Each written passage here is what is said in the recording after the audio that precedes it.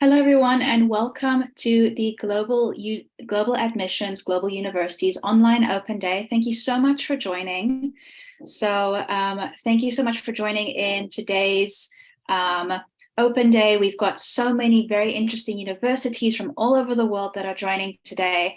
And first up, we have a Canadian university. So we have Carleton University's Miss Emily here, and she is going to be presenting Carleton University to you guys. And if you have any questions, please feel free to leave them in the Q&A box. We can do a Q&A session in a bit as well. So if you have any questions about studying over there, please make sure to add them and we will get to that in a short while. So thank you so much for joining, Emily. Thank you so much for having me. I'm very excited to be here. Well, we're happy to have you. So, okay, let's get started. Perfect. So just hang on one moment, everyone. I'm going to share my screen quickly, and then we will get started.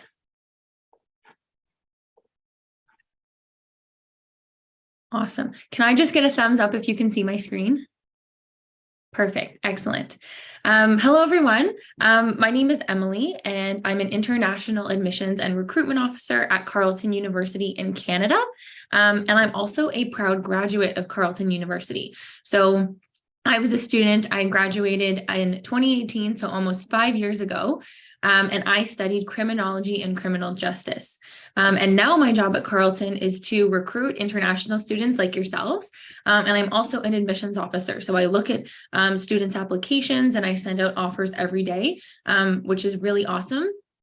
And like it was mentioned a few minutes ago, I would love to be able to answer your questions at the very end of this presentation. So if I don't, touch on something that you're really wondering about, please let me know, because I'd be happy to answer your questions. Now, Carleton University is located in Ottawa, which is the capital city of Canada. We are located sort of on the east side of Canada. Canada is a really, really big country. So it can actually take more than 6 hours to fly from one end to the other, from west to east. We're located more on the east side. And something that we're really well known for is our abundance of activities, and specifically winter activities. You can see here a pair of skates, and the person standing in these skates is standing on the world famous Rideau Canal, which is a really large waterway. And in the winter, it freezes over to be the world's largest outdoor skating rink. So a lot of the time when people are new to Ottawa or people are new to Canada, that's something that they get to take part in. And that's a really exciting winter activity for them to do. This is a shot of sort of the side of our campus here. One of my favorite things about our campus is that we have a lot of really beautiful outdoor space. So you can see here we have a river flowing. We have lots of green space with lots of trees. So oftentimes when it's warm weather outside, you'll see people outside eating lunch or doing their reading or studying outside. Sorry, I just got to let it play through. So this is sort of an aerial shot of our campus. Now, our campus is what we call a self-contained campus. You'll think of probably a lot of universities that are spread out over downtown, or maybe they're even spread out over an entire city. But we're not like that at Carleton. We're on a self-contained campus, which means that we have everything we need right here on our campus. We have 3 very distinct borders. We have the Rideau Canal, which is right here along the one side of our campus. We have the Rideau River, which is a little bit blocked off by this picture, but going around one side. And then we have a major roadway at the very top of our campus up there. And then everything you need is right there. And something that you actually can't see in this picture, but is really handy, is our underground tunnel system. So every single building on campus is connected through underground tunnels, which is really, really nice, especially when it's raining out or it's cold outside and you don't want to have to bundle up and maybe get cold. You can actually go anywhere on campus by just going down into the tunnels. And the campus itself is broken up into sort of 4 subsections. We have our residence buildings all in one area here. Then we have all of our academic buildings. So this is where you would have all of your classes. This is where you would find the library in this section here. And then up kind of in the top, we have all of our athletic facilities, which you as a student have access to. And then sort of blocked off by this, this map here is all of our administration buildings. So it makes it very easy to find your way around campus. And if you don't know your way around campus, there's lots of really friendly faces who will be happy to show you. And here's another quick aerial shot right here. So one thing that I get asked a lot by students and their parents is, will my son or daughter, or will I get a job after I graduate? And the answer is yes. And I'm going to talk a little bit more about this later on in the presentation, but our students get jobs both while they are a student and right after graduation.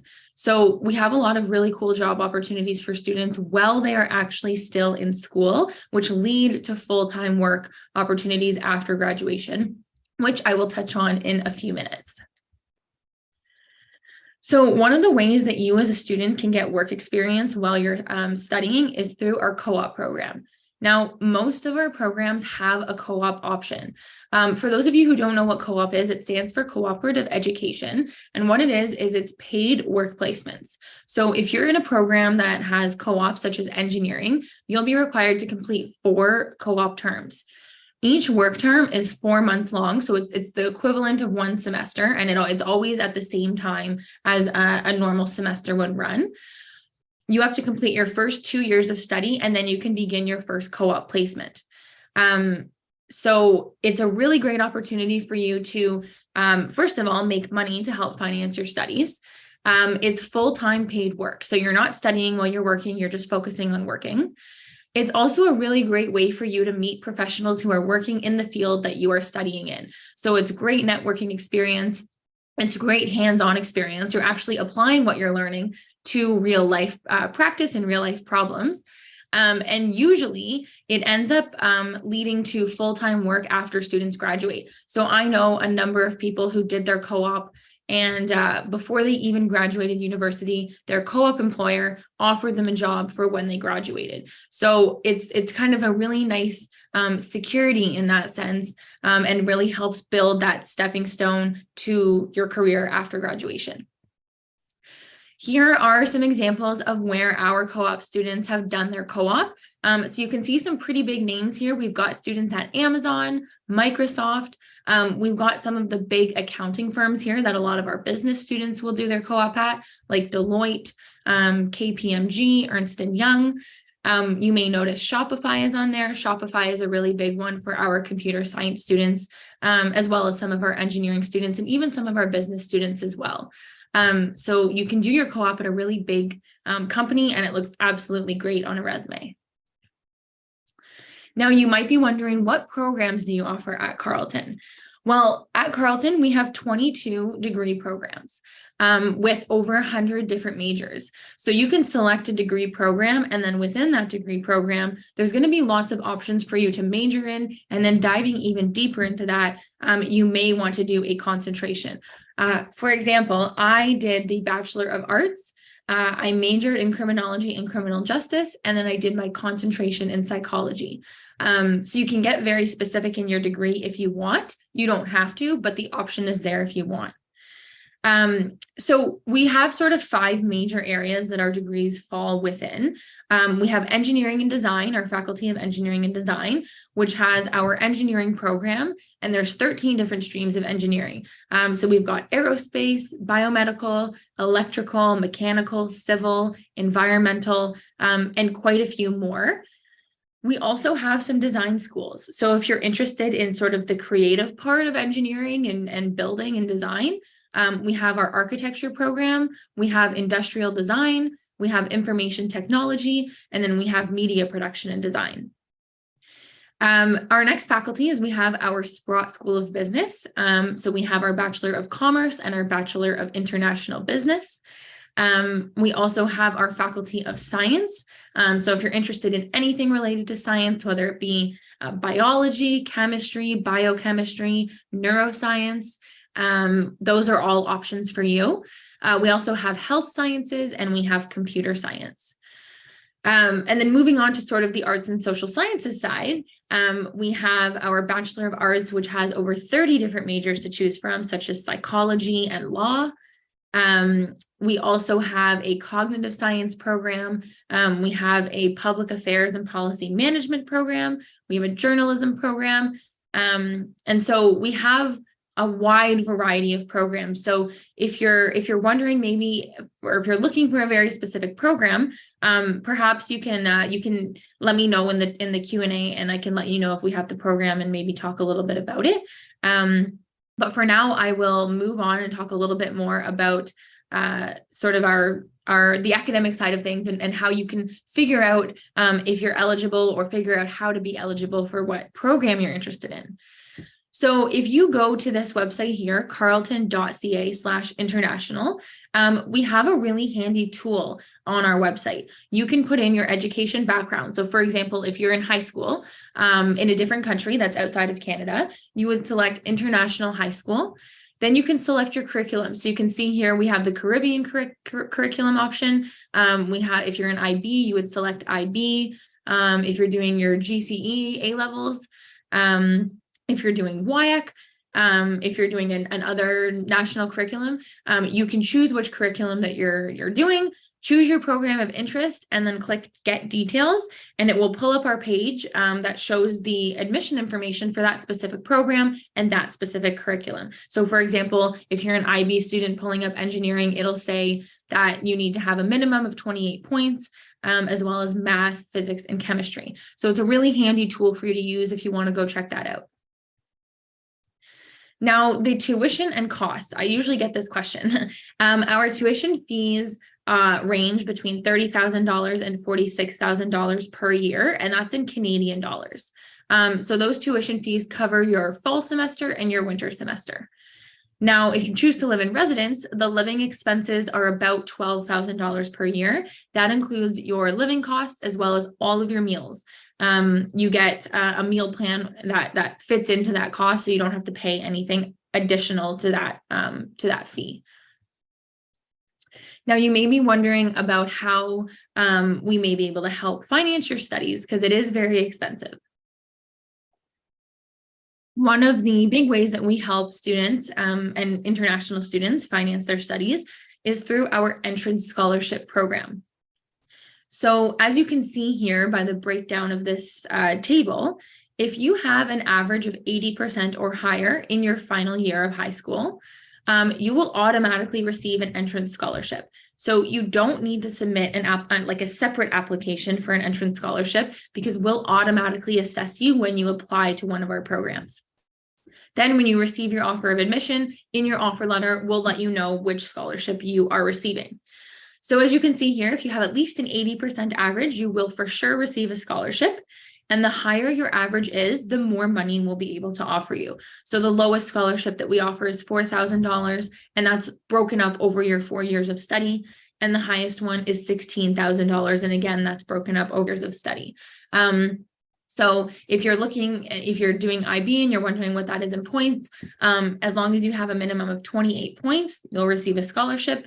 If you're doing your A-levels, as long as you have B and C or higher, then you will definitely receive a scholarship. So please, if you have questions about scholarships, I'm always happy to answer, but just know that you will be automatically assessed, so you don't have to do anything extra in order to be considered for one of these.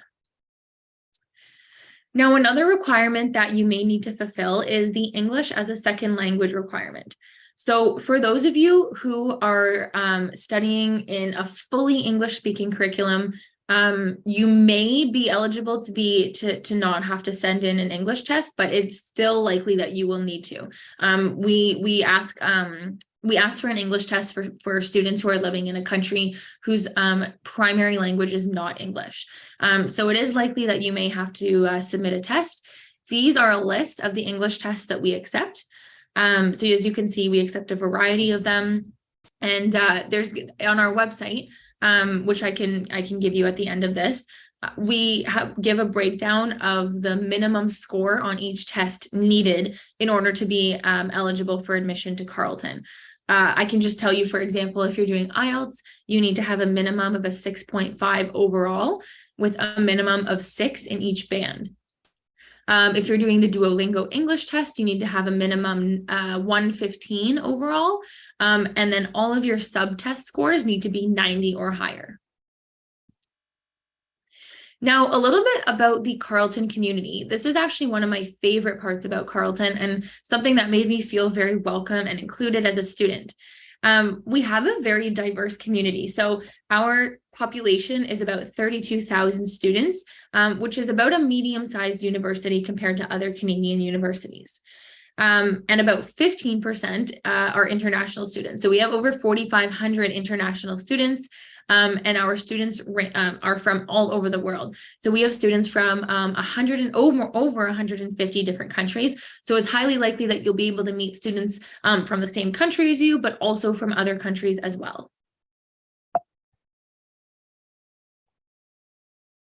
And the Carleton community, one of the reasons why it's so strong is because everyone is very welcoming, everyone is very inclusive, and everyone really has each other's backs. And I remember the very first sort of opportunity that made me feel very welcome and like a Carleton student was when I moved into residence. So as a student, and if you are coming straight from high school, you will be given a guaranteed offer of residence. So you don't need to apply for residence because you will already be given a spot. And when you receive your offer of admission, we will let you know that you are receiving a spot.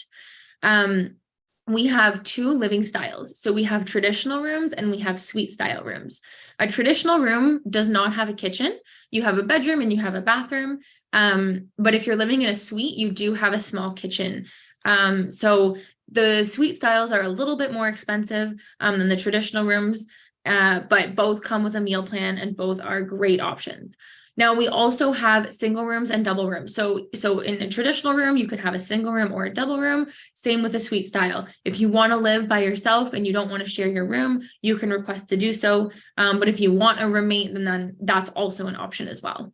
And both types of rooms, all types of rooms come with an all access meal plan, which was one of my favorite parts about living in residence because you have all your meals cooked for you.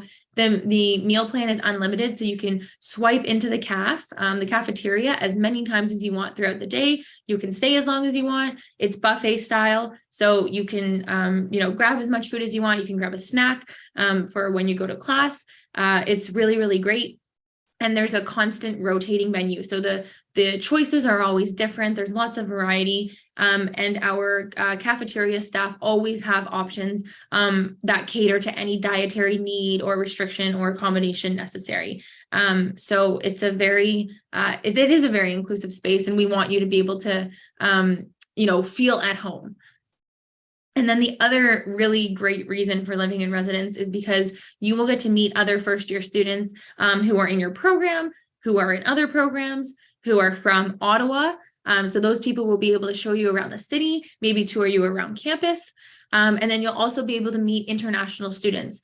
So it's a really, really great way for you to meet other people and really just sort of get integrated into the Carleton community. Now, we also have lots of peer support. So as an international student, I was not an international student, but I can only imagine how challenging it is to move to another country. You're experiencing a whole different culture, a whole different climate. And so we really want to help ease that transition for you. Our International Student Services Office offers a ton of support for international students starting even before you arrive.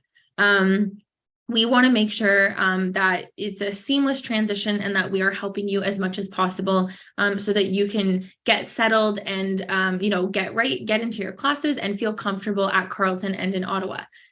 So we call it ISSO for short, this office. This office has peer support, so mentors who are international students. So you can get paired with a mentor if you would like, someone who is an upper year international student, and they will help get you oriented to Carleton and get oriented to campus.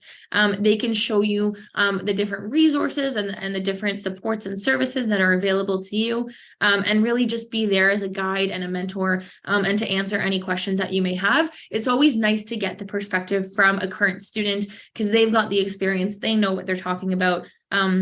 they're living it right now. And we, as well as these students, really want to help you, join the Carleton community and feel at home with us. Now, in terms of student life, we have a ton of different ways for you to get involved. I see that we have a few questions now, so maybe I'll take one. I'll take one or two now, but I just want to mention, in terms of student life, there's so many ways for you to get involved. And my contact information is going to be on one of these last slides. So if you have any questions, I'm happy to answer questions about different clubs that we offer. Maybe you're looking for a specific one. But for now, I'm going to see about a question in the chat here. I'm going to just look for one. So I'm seeing questions about graduate programs. I'm actually only representing undergraduate programs, but I'm happy to provide contact information for our graduate studies office.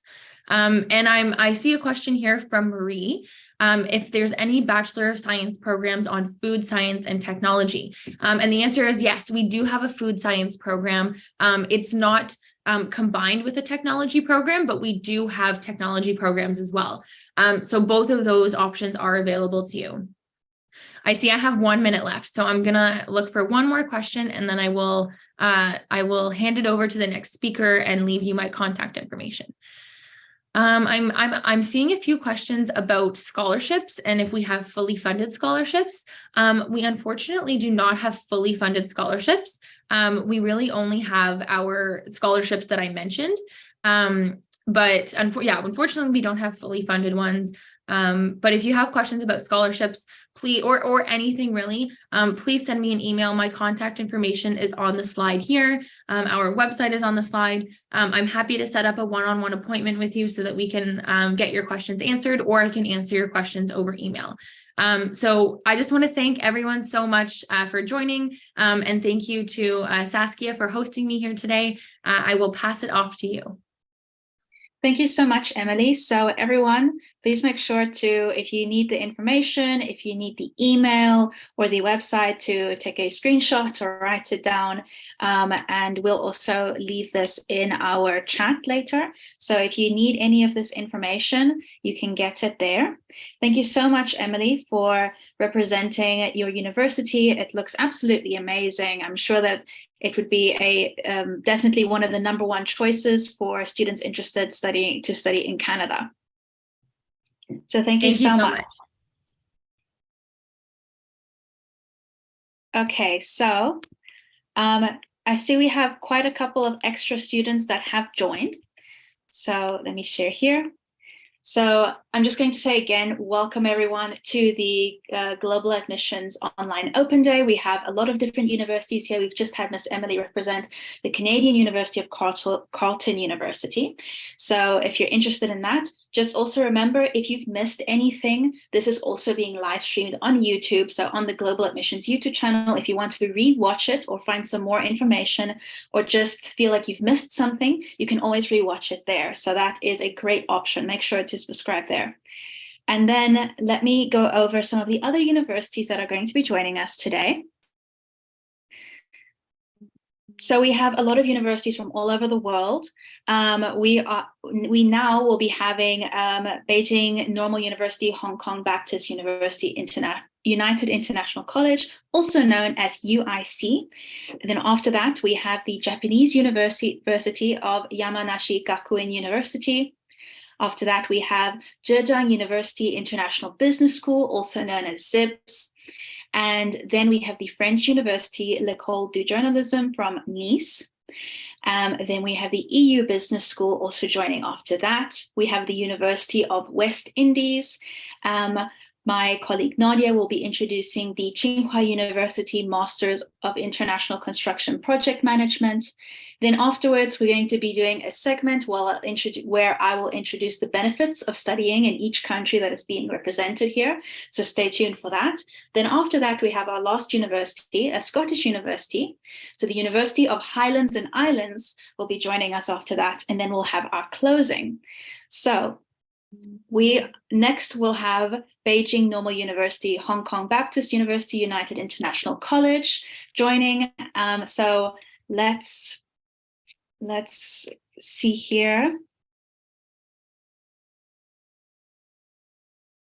Okay, hold on a second.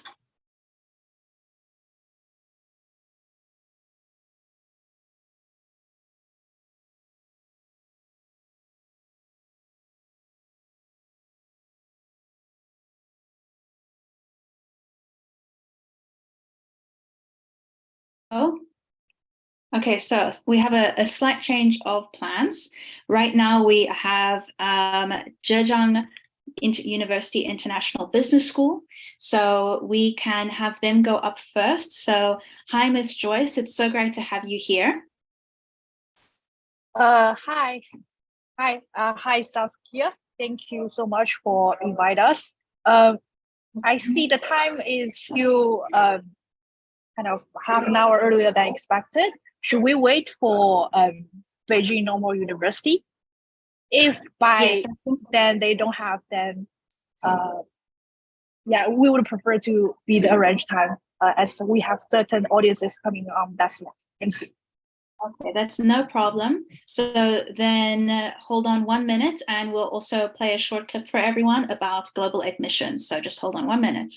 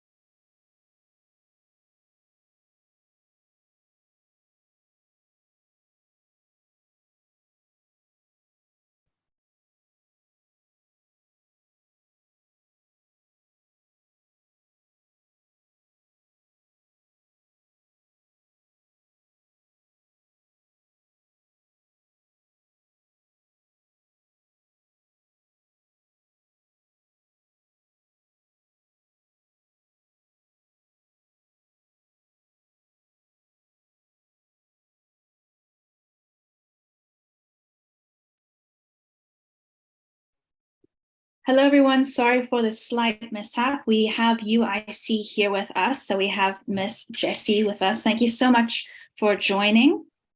Hello, can you hear me? Yes, I can hear you. Great. Hello, everyone. Sorry for the delay. Then I will No problem. I try to share my screen now.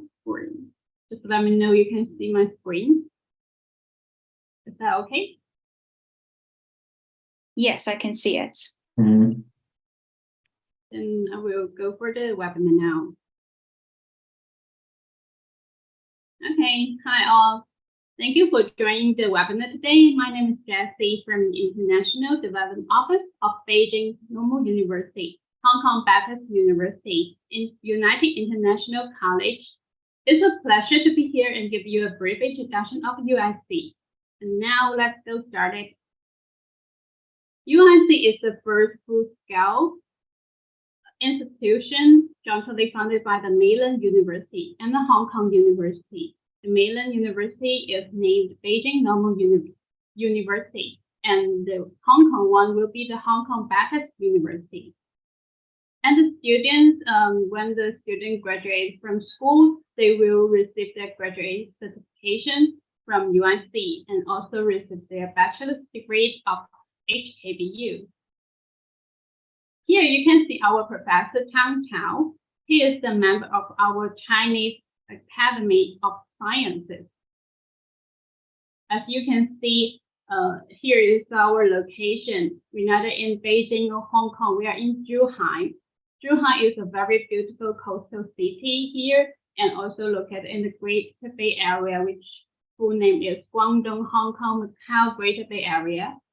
Zhuhai was one of the first places where modern Chinese met the Western culture. And you can see here is our second phase campus, and it's quite near from our first phase here. Let's move to the dorm, and here is the very new and beautiful area of our new dorm area here. You can see it's also located in our second phase campus. And also the second phase campus consists of 3 clusters, which is scientific research building, teaching blocks, and resident halls. You can see it's really beautiful. And students here can share bags with other domestic students here, or also you can invite your friends or whoever you want to stay with, then you can just apply your application and let us know who will be your roommate here. And let me introduce something about our Greater Bay Area.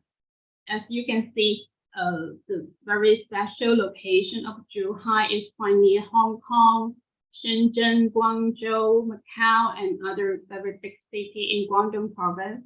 And we got the bridge, maybe just need a 1 hour drive to those cities around here.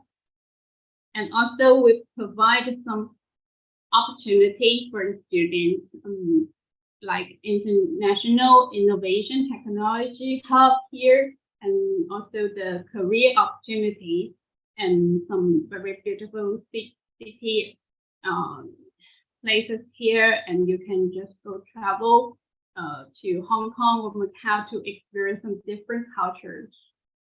Also, we have a development office of career, and if the students want to consult about their career after the graduation, then we can give you some advice of that. And our mission is to develop a liberal arts college dedicated to producing well-rounded global talent. And as well, we are located in the Greater Bay Area. The graduates are expected to gain more possibility to work in Hong Kong once the initiative immigration arrangement for non-local graduate programs to expand Hong Kong's talent pool are implemented, which means students would get more opportunity after their graduation. They can get an opportunity to work in Hong Kong or Macau or any other big city near Zhuhai, or we can provide some position in Zhuhai company as well. And the most important part is the tuition fee here. To compare with other public university in China, UIC costs very high tuition fee, but I can say definitely it's worthwhile to start it here. Most of the program will cost 100,000 RMB per year, but the musical art program will cost 120,000 RMB per year. So just pay attention if you want to apply this musical arts program, then it will be a little bit different with other programs. Will come a little bit higher tuition fee. And also the dormitory fee. We offer 2 types of bedroom for the students, which is 2 bathroom here, or you can choose 3 bathroom. The price is different. And go back to UIC, and we can see at the chart, UIC has worldwide staff recruitment. Faculty member comes from more than 30 countries and regions. And also the students, most of the students will come from mainland China, and part of the students come from Hong Kong, Macau, Taiwan, and also we have some international students from all over the world. And here is some faculties and schools and some academic support units here, such as General Education Coordination Center, Co-Person Education Center, and also we have English and Chinese Culture Center. Let's go to the programs we offer. First will be the Faculty of Business and Management. The most popular one will comes to accounting and as well as finance, and also some international students will choose entrepreneurship and innovation because they want to do some business in China after graduation. And you can also choose other programs that are very popular as well. And the second will be the Faculty of Science and Technology. And more students is applying for computer science, technology, and data science, as well as AI program is really popular in recent years, especially in 2023 intake. We can see some application is also applying for those really hip programs of science and technology faculty. And let's go to the Faculty of Humanity and Social Sciences. We can see also we have several programs here, and students also international students would also like to apply for English language and literature study, like some communication studies here, and it's very special in UIC, and we invite some very famous teachers and professors who have some relevant experience in this area. And last but not the least, and the School of Culture and Creativity, and it's very newly programmed here, and you can see the music performance is also the new program we have provided in these 2 years, and it's also very warm welcome by the international students here. And you can choose some popular programs such as media arts and design, cinema and television, and you can do some, you can just be at the producer after the graduation, then you can take some relevant courses. And we can see some cooperation with worldwide institution, exchange and summer programs, which means internationals, once you are recruited by UIC, you can also join in and apply for some summer courses and exchange our program. Then you can go to another high top ranking university to experience their countries. We do offer the opportunity same as the domestic students, and we are our office is trying to get more cooperation opportunity to some higher level university, higher ranking, QS ranking university all over the world. As you can see, Australia, USA, and some very top ranking university in European countries as well as in Asia. For UIC graduate prospects, as you can see in 2021, most of the students will go further study after their graduation. They will choose to go for UK, Australia, and some other countries after the graduation to continue their study. In 2021, around 900 out of grade graduates were admitted to top top 100 QS rank in the university. You can see the list here. There are the college and the university our graduates goes to after the graduation. And we do offer some relevant activity for students. As you can see those pictures, here is some picture of higher table dinner and some advanced activities, because we want to involve the international students to experience some Chinese culture traditional festival. Then we will invite them to do some activities, such as during the Mid-Autumn Festival or Spring Festival. We will just gathering together and celebrate the festival together. Such as some culture activity experience in UNC, like the calligraphy, traditional food making, flower arranging, Tai Chi classes, and the handicrafting, painting, and other very interesting activities, as you can see in the picture. And we will organize some day trip around Zhuhai and other cities here. As you can see some field trip picture here. And also students like the food very much. As you know, dim sum is very famous in Guangdong and Hong Kong. Then we can hear from the international students, they will go for some really good food during the weekend or some time after the class with other friends in USC. And here is a video. Let's enjoy video to see what international students think of USC.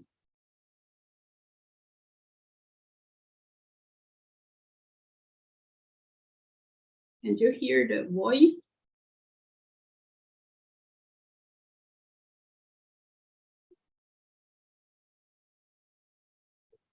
Hi, Jessie. No, the sound is not on. Okay, let me check. When you decide to share your screen and sharing the video, just make sure that you've clicked it so that it's optimized for video. I think so.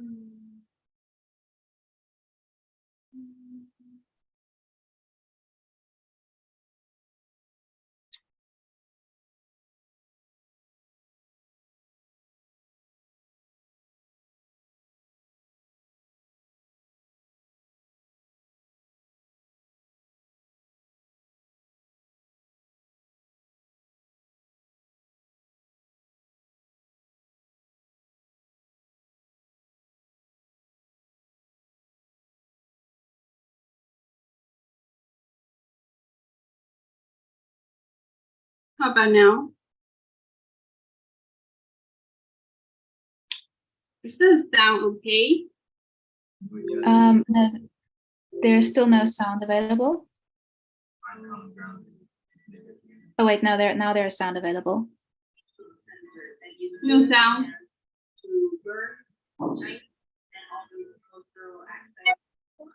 Traditional music, traditional dances, history, and Is that working?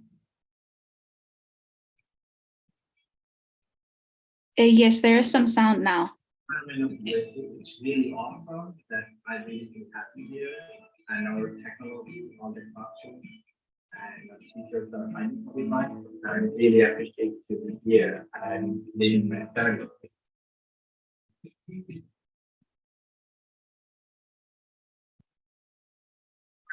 UIC, I just think about when I went to the club there, and they had so many different organizations there for us to get interested in. Every club was so passionate about what they did. Whether it was the outdoor club or the fashion model club, everyone was really, really dedicated to their craft.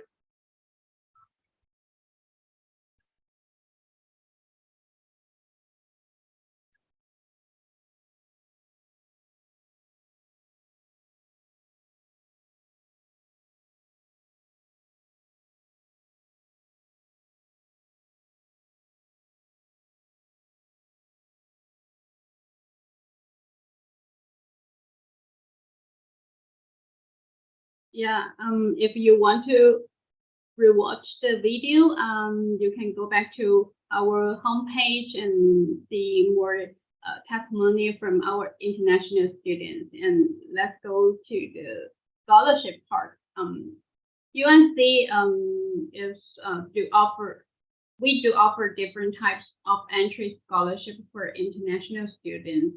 If the student is really excellent, then they can get a full entrance scholarship, which is cover all those tuition fee.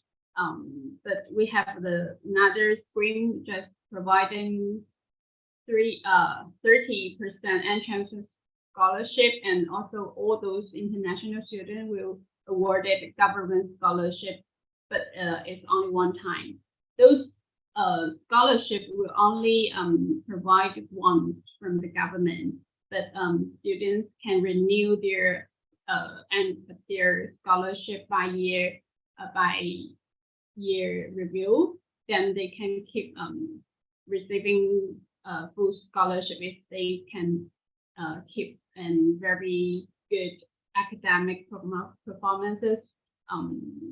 Then they can just keep going on their full scholarship awarded. So we are driving those students to keep their motivation on study. And all those quota will based on first come, first serve, which means if you really want to get the scholarship from UNC, you'd better to submit your application as soon as possible, because the portal is already open for several months. We already received some applications all over the world, so the competition is quite fierce.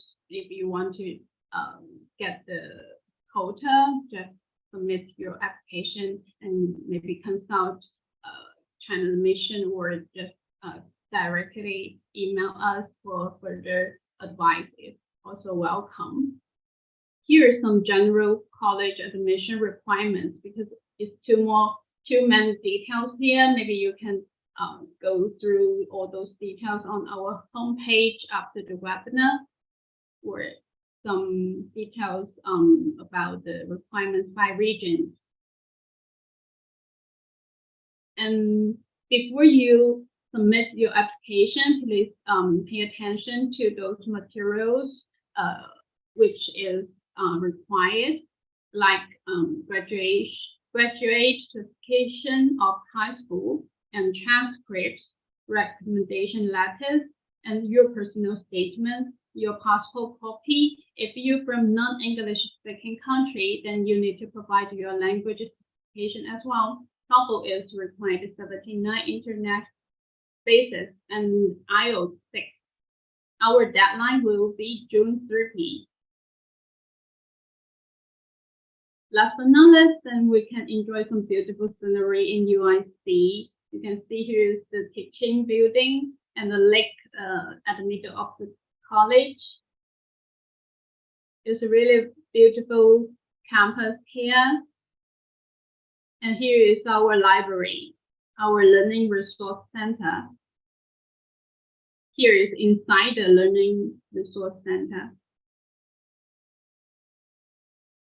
And we got a sport complex here. And Huiteng Sport Park just near our campus.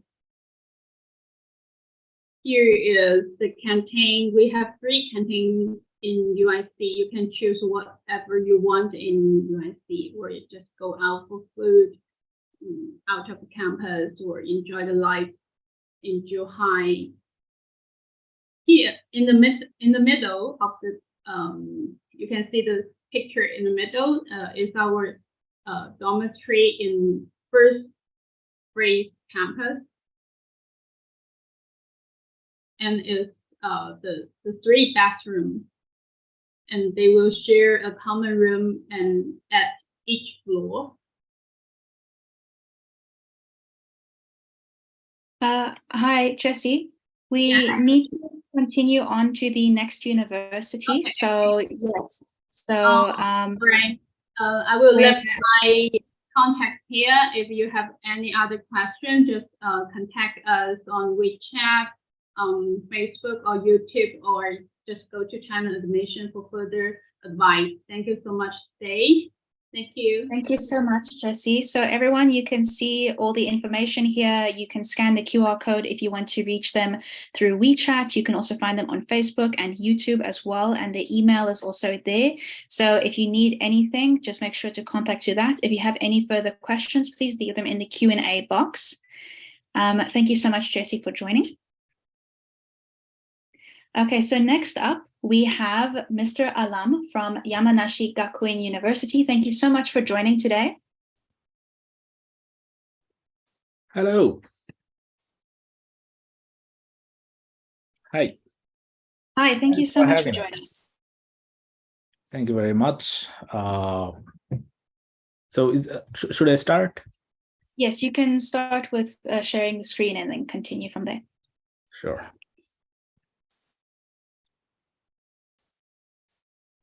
Okay, I hope you can see. Yes, we can see everything here. All right, fine. So hello, everyone. My name is Alam. I am the International Marketing Officer at the International College of Liberal Arts, iCLA in short, in Yamanashi Prefecture, Japan. So we are one of the 5 undergraduate departments of Yamanashi Gakuin University. The only department actually where the courses are taught entirely in English. But so the thing is, you don't have to worry about your Japanese ability to apply or to enroll. But the great thing is that we teach Japanese language as part of the degree. So by the time you graduate, you'll be able to speak, read, and write Japanese language, which will help if you want to have a career in Japan or with any Japanese companies anywhere in the world. We offer a 4-year bachelor degree in international liberal arts with 4 majors: global business and economics, political science, interdisciplinary arts, and Japan studies. Another thing to mention here is that we have a very international student body. Over 60% of our current students are coming from 40 different nationalities. We have quite international faculty members as well. So hopefully you will have a multicultural atmosphere at iCLA. Right, so before talking about iCLA, let me just go through a few things about Japan in general. So you will maybe think, maybe you are thinking, why Japan? Why do I need to go to Japan? Or why should I go to Japan? So why could that be? First thing is, of course, the quality of education. As students, I understand that's the biggest question. So as you may know, almost every sector in Japan is quite well organized. So the education sector is just like that. We are accredited by the Japanese government. So when you have our degree, it means that you can use it anywhere in the world. You can be sure that you will receive a world-class education. Secondly, affordability. Well, of course, Japan is not the cheapest place on earth, but if you compare with US, UK, Canada, Australia, as international students, you will see that the tuition fees here in Japan are quite affordable compared to those countries. Because in most of those countries, as international students, you may need to pay 2, 3, 4 times higher than the domestic students. But that doesn't happen in Japan. The fees are the same for everyone, so it's more affordable. And another thing is, of course, people have this image about, Japanese mega cities like Tokyo, where everything is very, very expensive. So the cost of living is a worry, but where we are located, it's an hour and a half away from Tokyo. So we have a great access, but not in Tokyo. So the cost of living is affordable as well. Safety and security, another issue, but Japan is known worldwide as a very safe and secure country. Crime rate is really low. Crime against foreigners is almost never heard of. I mean, I'm a foreigner, of course, here in Japan. I've never had any such issue since I've been here. I've been here for quite a long time, actually. Right, internationalization. So Japan has started internationalizing more and more, especially in recent years, before and after the Tokyo Olympics. So it means that they are more open now than even before to the foreigners, to foreign countries, to foreign people. They want to expand. So it is a great time for the international students to come to Japan. And in addition to internationalization, Japan, maybe many of you know already that Japan has an aging society, but they have a pretty big economy. To keep that economy running, actually, they need more and more young people. So these international students who speak their own language, in most cases, they speak English. And after coming here, learning Japanese language, they know Japanese language as well. So for these students, actually, Japanese, it could be a great opportunity for them to have a career in Japan after graduating, because Japanese companies are really looking for such people. And other than that, Japan has great cuisine, great places to visit. People are really friendly. So altogether, it is an amazing place to live and study. Right, so just, when we think about Japan, some images just come to our minds. So sushi, for example. A few photos of Tokyo. As I said, we are just an hour and a half away from Tokyo. So whenever you want to or you need to, you can from one subject area, but you will be able to utilize that in somewhere else. And very importantly, liberal arts education teaches how to think, not what to think. As you know, in today's world, people need to make decisions themselves. They need to gather information, they need to analyze that, and they need to come to a decision. So that's what liberal arts puts the focus on. And unlike, again, the common way of education where there is a big classroom full of students and students just listen to the professor, take notes, appear in the exam, they pass. Unlike that, in liberal arts, students will be actively participating in the learning process. Okay, there will be a lot of discussion, debates among the students with the professors. So all these will actually develop their employability skills, because this process actually helps the student build up their presentation skill, their communicating skill, and of course their analyzing skill. So when they look for a job, they have more and more options. Right, so how it works in liberal arts. So first of all, there is a common curriculum. You don't have to decide your major before you enroll. So during the first year, there is a common curriculum that we'll be going through. For example, at iCLA, our common curriculum will make you familiar with at least 3 of the 4 majors that we offer. So at the end of the first year, you will declare your major. The class sizes are pretty small. We usually have 10 to 15 students in a class. So it is to make sure that every student has enough opportunity to express themselves. Okay. And some other areas, of course, include a broader choice of electives. So we'll talk about the electives later, but just to mention, we have electives on data science, for example, on sociology and psychology, on natural sciences. So again, you can, these are supplementary subjects. So you can supplement your major studies with studying these subjects. About iCLA, first of all, the location. So it's just west of Tokyo. Some of you may have visited Japan. And if you have visited Japan, chances are you visited Mount Fuji. So actually, Mount Fuji is in Yamanashi Prefecture, where we are located. It takes an hour and a half by high-speed train from central Tokyo, Shinjuku Station, if you know Tokyo. And although high-speed trains are a bit expensive, so our students prefer highway buses. Highway buses take maybe around 2 hours to 2.5 hours, but cheaper option. So this prefecture is known as the home of Mount Fuji, one of the most known symbols of Japan. Here you can see Kofu City, where we are located actually, with Mount Fuji in the background.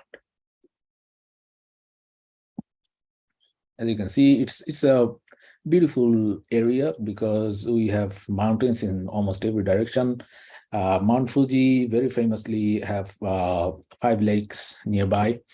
So one of the top tourist attractions, I think, anywhere in Japan. This particular place, very famous photo. So where it's taken, this particular place is maybe 35 minutes drive from our campus. We also have a great theme park here with a lot of activities, and this is one of the scariest rides in Japan actually when it was built. Right. And also Sakura, people coming to Sakura, people coming to Japan, but they love viewing Sakura. So there are a lot of good spots here and there around the city to view Sakura. And as I said, that we have mountains in almost every directions. So if you like outdoor activities, you will really enjoy this area. You'll be able Oui, je viens de voir tomber, mais on a vu un ancien qui s'appelle Vincent. Sorry, I didn't understand. Sorry, Mr. Alam, one of the other panelists accidentally left their mic open, but don't worry. Okay. I thought someone just had a question. Okay, so I'll just continue then.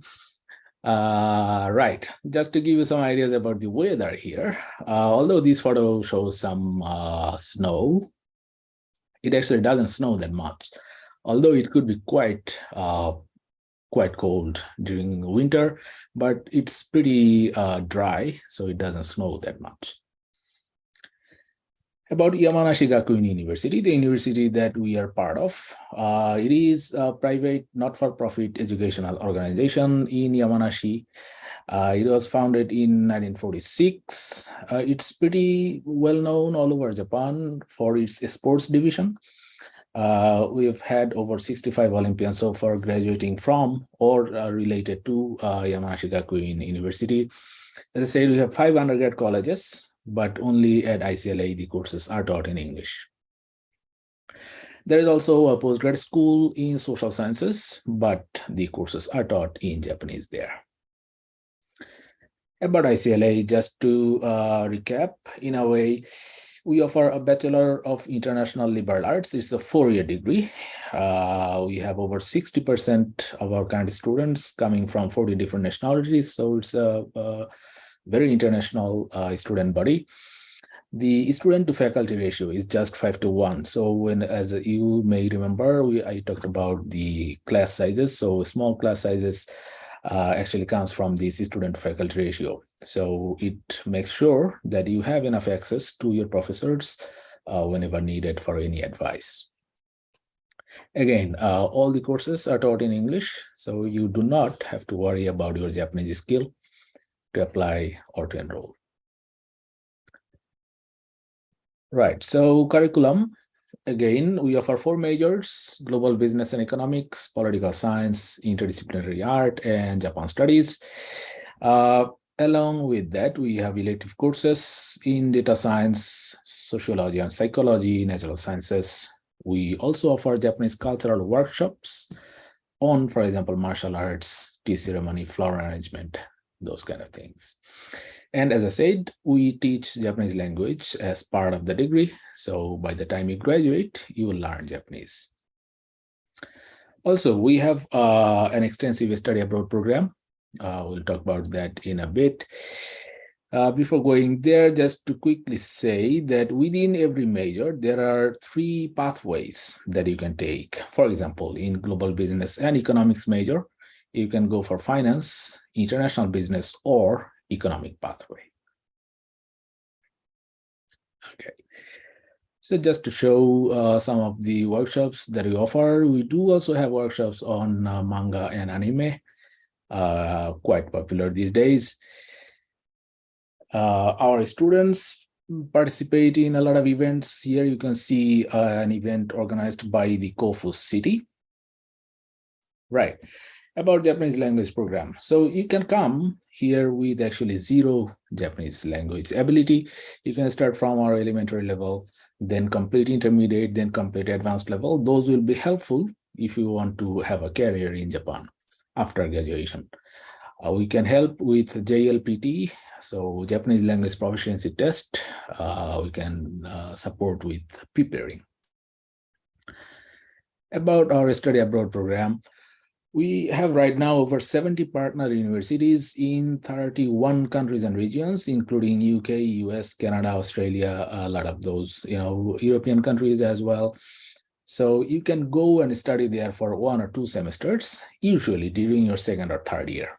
It's optional for international students, but it's a great opportunity to kind of experience another country, some other people, another culture. And the good thing is that it is based on mutual tuition waiver.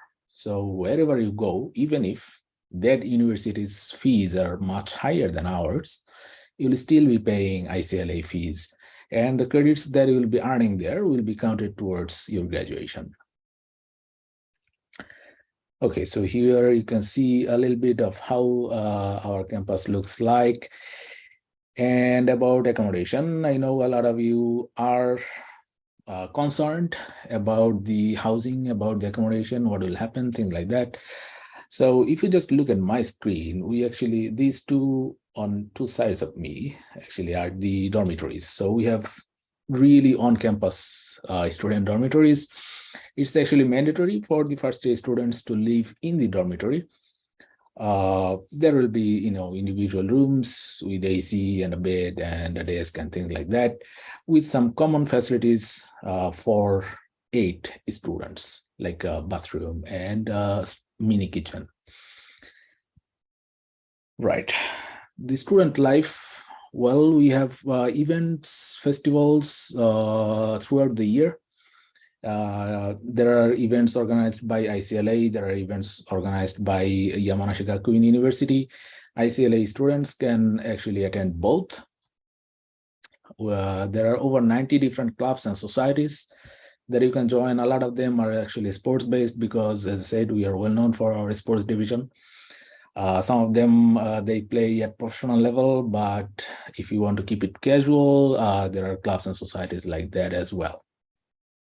And it's actually a great way to improve your Japanese language ability, to make local friends, to learn Japanese culture as well.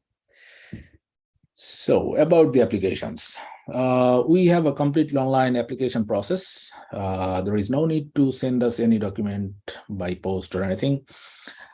We don't have any minimum grade requirement or anything like that. We do a holistic review. So after you apply, based on your academic grades, your performance during the interview, how well you write your essays, all those things, our admissions committee will decide the results. Again, we don't need any Japanese ability to apply or to enroll. So we need basically 2 things. One is high school diploma, and which means that you complete 12 years of school education and you have the English proficiency. As I said, IELTS 6, we also accept TOEFL 76 or Duolingo 95 or equivalent. To give some ideas about our fees, the fees are a little less than 1.6 million Japanese yen per year. There is an additional enrollment fee. It is a one-time fee during admission, which is 200,000 Japanese yen. You can see kind of the US dollar amount at current rate in brackets. I mentioned that it's mandatory to live in the dormitory for the first year. The cost will be around 920 to 950,000 yen for the first year. It will include, of course, accommodation, utilities, internet, also a meal plan at our cafeteria. To help with the tuition fees, we offer tuition waiver scholarships at 4 levels, actually, 25%, 50%, 75%, 100%. Again, there are no set requirement for these scholarships. As part of the admission process, you can actually apply for the scholarships, and based on your grades and all other things, the overall application merit, the admissions committee will decide what kind of a scholarship we can offer. We have 2 intakes every year, spring and fall. Right now, the applications are open for the fall intake this year. The deadline is April 17th. Another thing to mention here that we do have a small application fee, 7,000 Japanese yen, mandatory, non-refundable. Right, so, well, after graduating from iCLA, you can actually go to whatever direction you want. We have students who have started working in Japan. We have students who went for higher studies to postgraduate schools.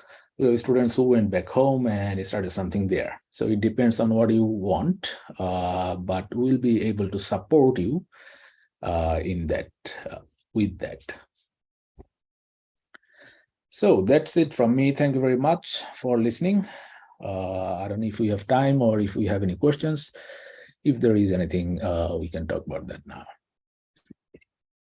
Yes, so we do have a couple questions that we can quickly go over a couple of them. So you mentioned that they don't need a Japanese language like proficiency certificate in order to apply. Do they need an English proficiency certificate?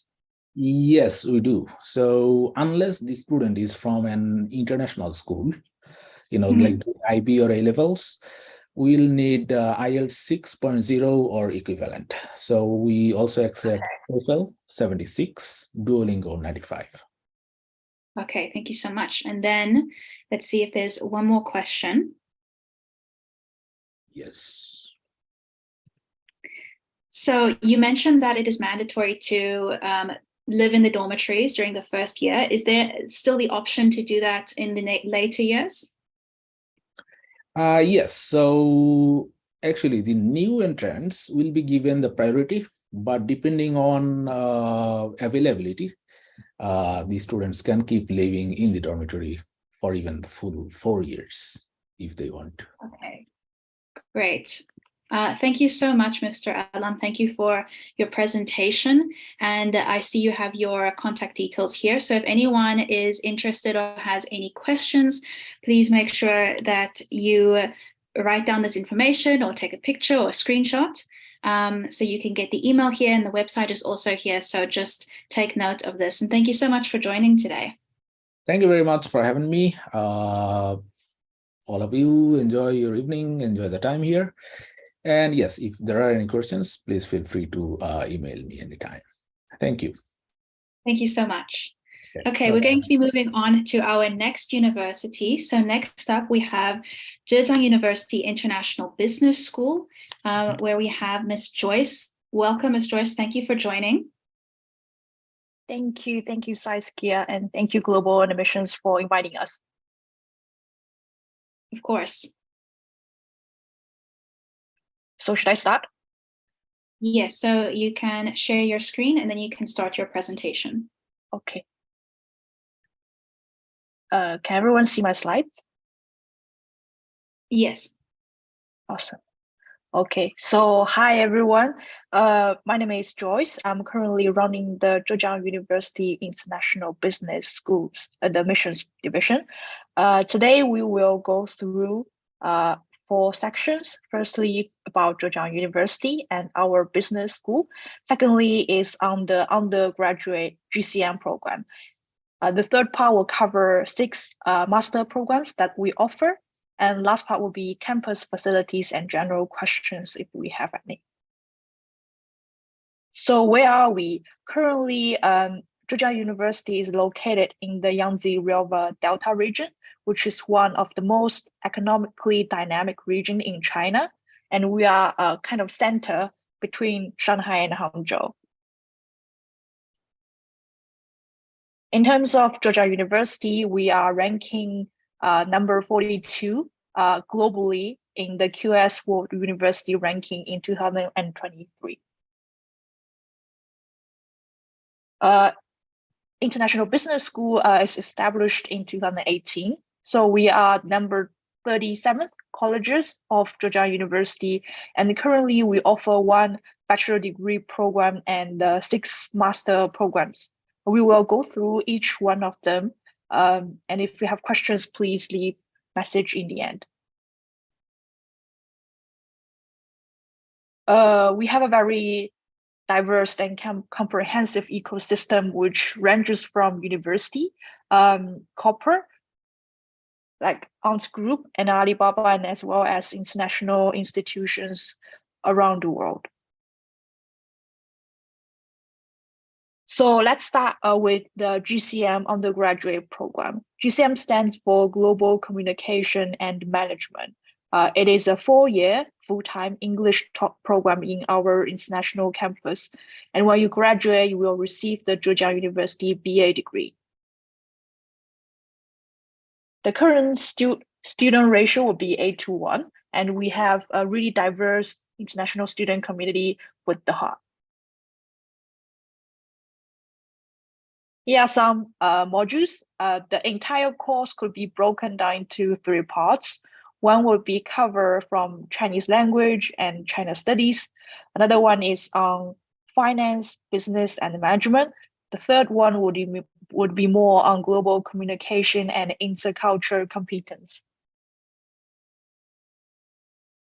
So if you log in on our official website, you could have a taste of our curriculum range from management, economics, communication, and foundation course.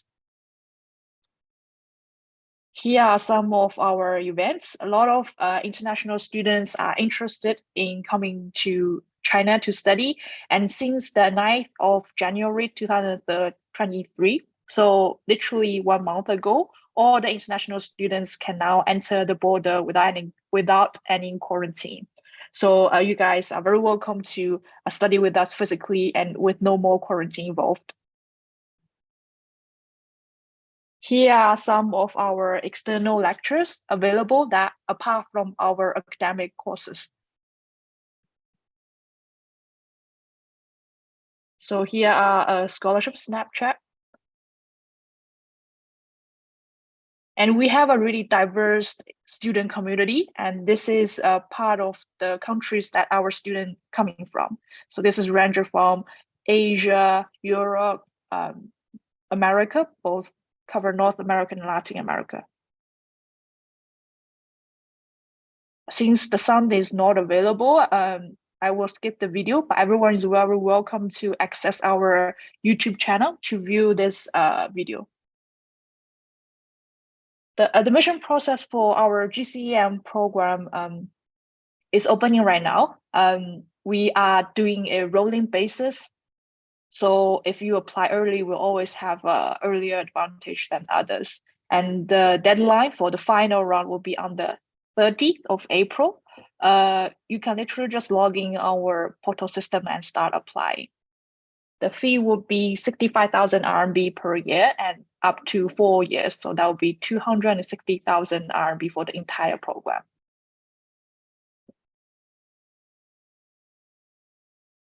So now we are entering into our master program.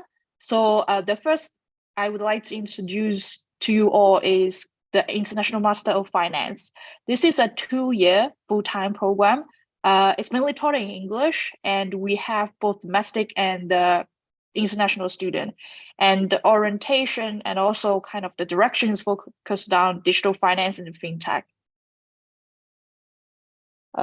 We can see from the curriculum, which covers from economics, finance, and also more on the coding, blockchain kind of quantitative side. We also offer Chinese Mandarin as alternative courses if you are interested to learn more Mandarin. We also have a very strong corporate networks domestically and internationally. So in terms of the finance master program, you will have strong support from our industrial mentor from different industries. And here is one of our Thailand student who is currently working at the Lian Pay.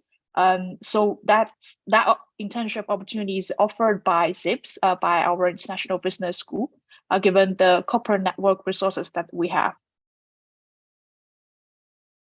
This is our IMBA.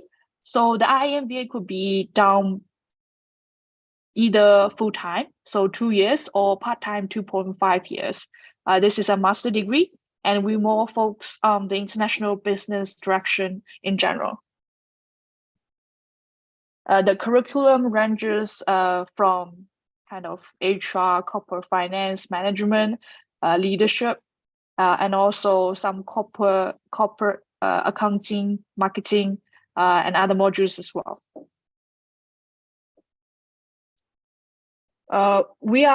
Since we are a very international, diverse business school, we offer wide range of exchange program as well. So here are some of our collaborative university that you potentially could be exchanged with. Here are some external activities that we usually offer to our students across different industries.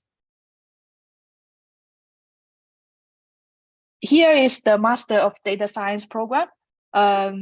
It's a 2.5 years full-time program, and this is really for those who have a strong mathematical background students.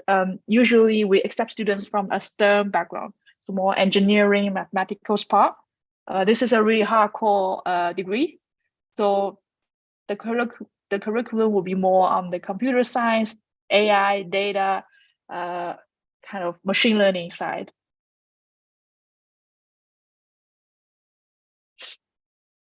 Our IMFA offers to those who are interested in the creative industry, so our fine arts kind of direction. This is a 3-year full-time program. And we have been doing this with the College of Media and International Culture at Zhejiang University. Here are some curriculum. So we do filming and media management. And also there are external electives that you could select to cover international media and marketing. Here are some filming courses that we have been doing. We also have our Metaverse campus that could be accessed online.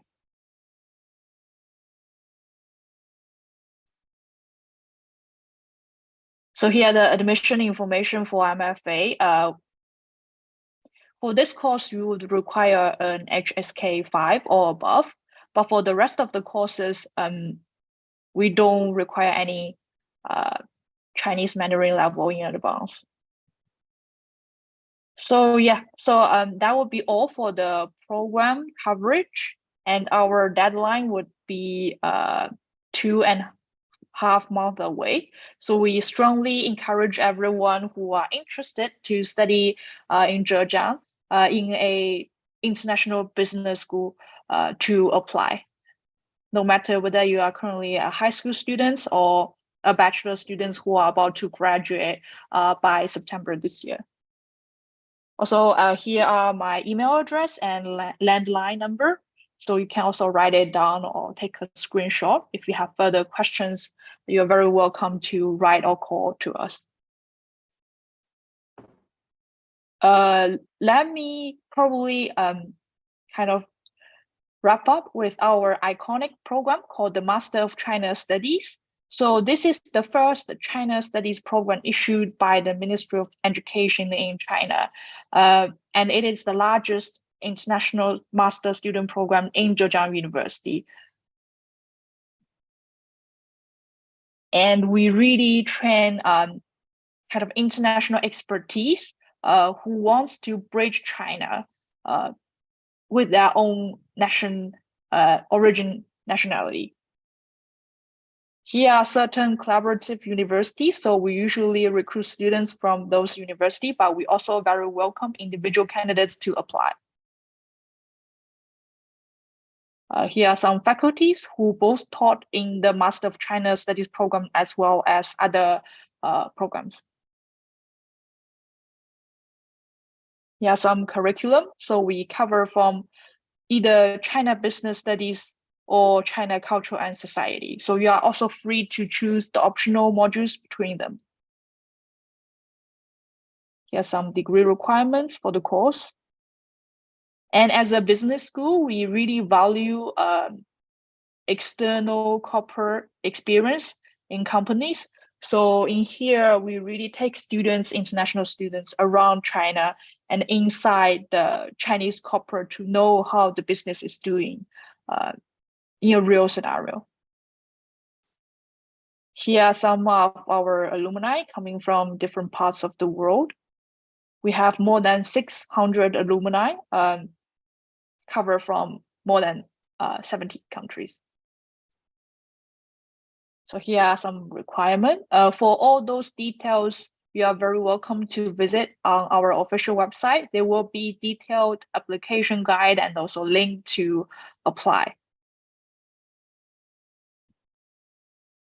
We also offer certain scholarship for those programs, but we strongly encourage you to apply early to kind of have a higher chances to get them. Here are some deadline. And also we are doing interview already. So if you haven't got them, you should apply soon. Let me kind of finalize everything with some pictures from our international campus. We are really diverse, international and harmonious community here in Zhejiang. And we offer single to double room for every student. And the accommodation fee is 8,000 RMB for 1 academic year. We have a very abundant resources, course from library, sports hall, and also dining hall. In terms of transportation, because we are in the great metropolitan area, it's really close to everywhere. To Shanghai, it takes like an hour bullet train. And to within Hangzhou, we also have our internal subway to travel around. Yeah, I think that's all from my part. I'm happy to take any questions if we have any. Yes, we have a couple of questions. So one of the questions that students asked was to look at the scholarship page for just a little bit longer. Maybe they want to take a screenshot of it or just make note of it. Sure. Which program are they? Okay. So here is our MCS scholarship. So in terms of the high scholarship, we actually offer 2 ranges. One is the first class. So this will be a full coverage. And another second class scholarship would be offer up to 30,000 RMB. And so this is for all the master potentially. I also have one for the bachelor degree program here. So this is more, so this is the second class scholarship. So the coverage usually ranges covers 50% of the first year tuition fee. And in the coming academic year, if students perform well, we'll also give out kind of academic merits as excellent student award at the end of each academic year. Okay, great. And then you also mentioned that there's accommodation options for students. So would you recommend them to study to live on campus, or do you think that's the best option for students? to live on campus or off campus? Indeed, I mean, we offer every international student at least a single room coverage at the campus. I would suggest you to stay here because it's quite a big campus around. But if you feel like you want to explore more, you are also very welcome to make your own choices. Great. And is there any entrance requirement, like an entrance test requirement? It will depend on which degree programs. I would say if you have a certain degree programs on mind, do visit our official website's degree program section.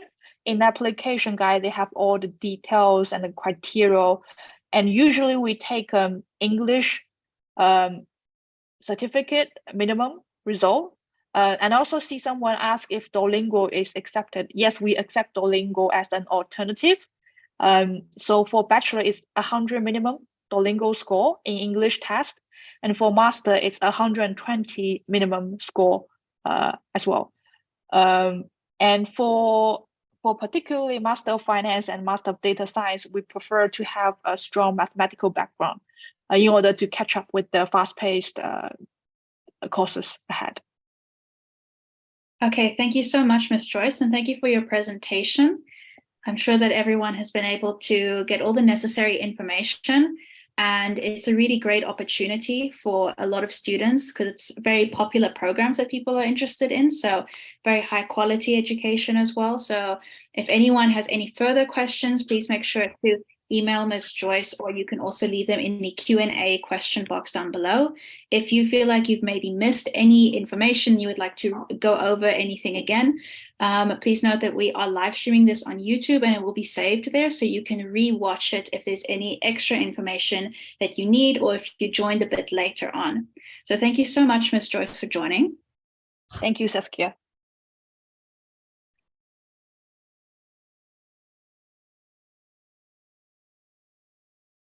Okay, and next up, we have Miss Zoe from l'École du Journalisme. So thank you so much for joining. Hi there. Hi, it's nice to speak with you all. I'll just share my screen so that I can share the programme that we'll be looking at today. So I'm from the School of Journalism in Nice in the south of France. And at the School of Journalism, we just provide journalism programmes. So the programme we'll be looking at is a master programme. So it's for students that have already completed a bachelor degree, and it is a master in international new media journalism. So whatever bachelor degree you've completed before, it doesn't matter. You can come into this master without any journalistic experience. So it's a master degree that teaches students to become a journalist within 2 years. So obviously at the school, we're based in France, but this programme is in English. However, the other bachelor programmes at the school are in French. For this programme, you don't need to speak French. However, we recommend that you start learning French before you come to obviously move to France and start the programme. The programme is taught completely in English, but there are also French lessons to help you integrate into French life. And if you have to interview someone in French, you'll be learning one lesson of French a week to help you to do that. So this is the international guide, the international student guide from last year that I'm showing you. We have, international students at the school as well as French students. So in terms of the school itself, so this picture you can see up here is the promenade in Nice. So the school is really in the heart of the city, and it has existed for about 32 years now. So it's been training journalists since 1990, and a lot of the famous French journalists you see on the television or on the radio come from our School of Journalism in Nice. But we also have international journalists that have graduated from the school that work, for the BBC, for CNN, for big international networks. And so the school has professional TV studios, radio studios, so you can obviously learn to talk for the television, for the radio, and all of the teachers are professional journalists. So they are journalists that are working currently and that also come to give classes at the school. Also at the school, there's lots of professional equipment, so radio studio, like I said, but also you have access to all of the cameras, to the mobile journalism kits, iMac computers to do your editing at the school. So it's very, high tech in terms of the premises. And the master's degree, if I show you in international new media journalism, this program allows you to become a journalist in 2 years. It's a 2-year master's program, and you'll be trained in multimedia, so written press, radio, television, web, social media, and mobile journalism. And like I said, you don't need to have experience to start the program. The benefits is obviously living in Nice, 300 days a year of sunshine. You're right by the sea, the beach, the mountains. It's a very beautiful location to come and study. So obviously this is from last year, so that's a mistake there, but the start date is in October 2023, and it's a 2-year program. And in terms of the entry requirements, you have to have a C1 level, so at least a 6 in the IELTS exam in English already. We check your English level. Unless you've already studied your bachelor's degree in English, that would be enough proof. And we don't test your French level. We just recommend that you know some French before coming. And obviously you need to have a bachelor's degree, so a second class degree or equivalent, in order to study on the programme. So students at the school have their own media, so they produce TV shows for EDJ TV, for radio shows for EDJ FM, and also students write their own news articles that they can publish online and kind of create a portfolio. In terms of the course, these are some of the lessons that are taught on the course. You can find all of this information on the websites, which I'll give you a link to at the end of this talk. So the course is quite practical. We get you out a lot on the field, kind of filming and interviewing and doing things like that. And there's also theoretical lessons, so analysing international news. Obviously, it's quite interesting with students from all different countries, kind of analysing news from different countries, and how that affects, the global relations. Learning about web journalism, social media, radio, all of those different things. Obviously, you have a French lesson once a week, and also you'll be taught things such as geopolitics, learning about journalistic law, journalistic ethics, and so it's a very internationally orientated course that has a mix of practical skills and theoretical skills. So if you're interested in applying for the programme, you have to send an email with these documents. So a proof of your bachelor degree, a copy of your ID, a CV, and also your proof of English level, and a cover letter. So the cover letter should just talk about why you want to study journalism at the school. If it gets accepted, your application, you'll then be invited for an interview, and that will be over Zoom. So you'll be invited to an interview where we'll assess your level of motivation, your oral expression, as well as your knowledge of, the news and your general culture. Once you are accepted, if you're accepted, you get your response within 3 days. So it's quite quick. And that means that you can obviously then apply for your visa, and we help you with that to get over to Nice in time for October. So obviously, in terms of arriving in Nice, we make sure that you understand the financial and the budget for how much it costs to live here, and help you with any official documents you might need. And give you all the information on any insurance you might need or banking. We try and help our international students as much as possible to make their move as easy as possible. So Nice, in terms of living here, the campus, like I said, is right in the city, very close to Monaco, to Cannes, and that's great for a journalist because you can cover events such as the Monaco Formula One, the Grand Prix. You can cover the Cannes Film Festival. We get you press passes to kind of cover those events, and also, you know, it's a very lively city that has a lot of international students, and so obviously that's very useful when you're trying to integrate into a new country. And obviously the French Riviera is very close to Italy. It's very close to Monaco, the mountains. So it's great to kind of have those easy links to just hop on the train and get to those places and kind of write your articles about those places. In terms of accommodation, we offer advice to get you accommodation. So in terms of private flats or flat shares, there are some student residences around the school that you can apply for. We also have a partnership with a hostel, which a lot of people decide to kind of stay in a hostel for a few weeks whilst they're deciding on where they would like to live long term or whether they'd like to live with other students. So that gives them the chance to do that. And in terms of transport around the city, it's very easy to get around. It's very cheap. You know, we have a bus and a tramway, which means, you know, if you're living a bit further out from the campus, it's very easy to get around. Even from the airport to the school, it's €1.50, and it's a direct tram, so it's very easy.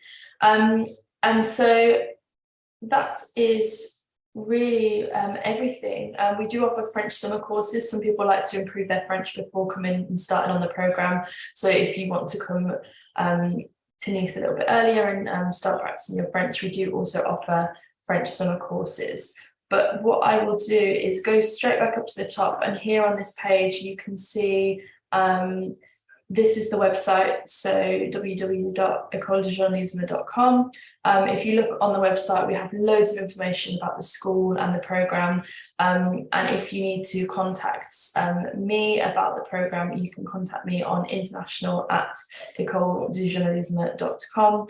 So you could take a photo of that and ask me any questions that you might have. Thank you very much. Okay, thank you so much, Ms. Zoe. So we have a couple of questions from the students. So for the language proficiency, they probably will need an English language proficiency certificate? Yes. And what is acceptable? A TOEFL, IELTS, Duolingo?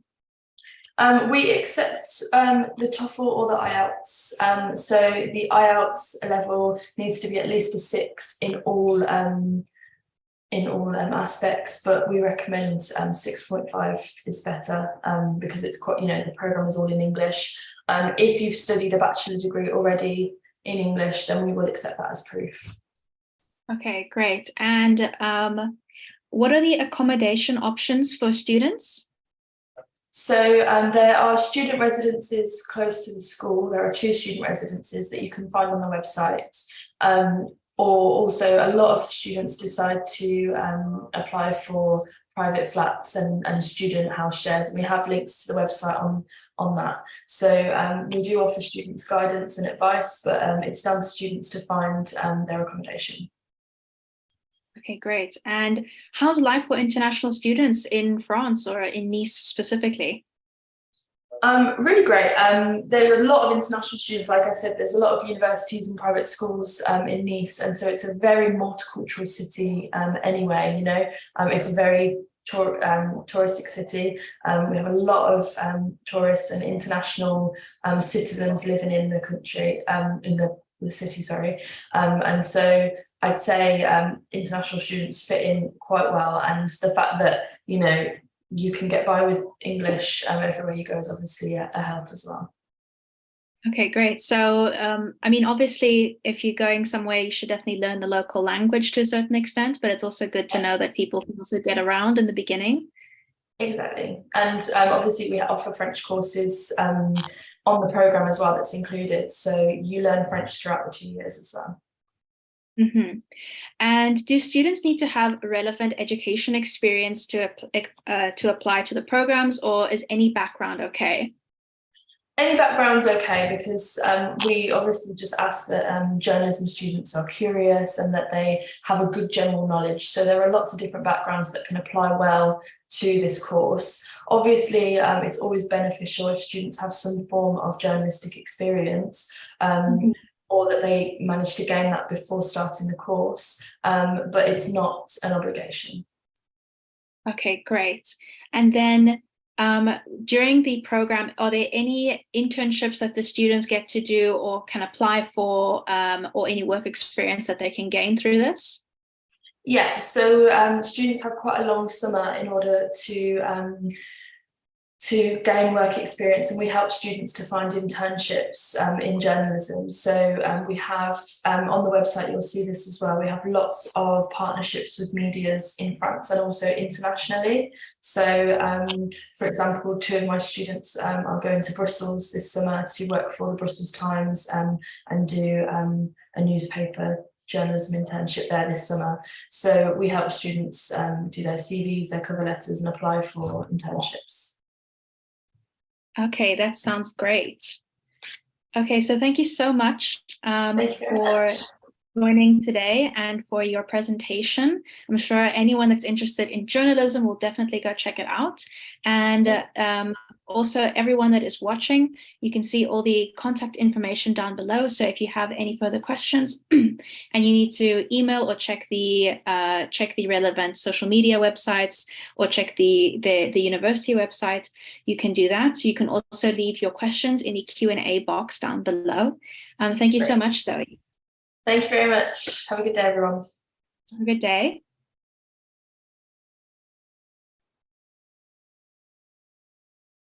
Okay, and now we are going to move on to our next university on our agenda. So next up, we have EU Business School, where we have Miss Sally representing them. So welcome, Miss Sally.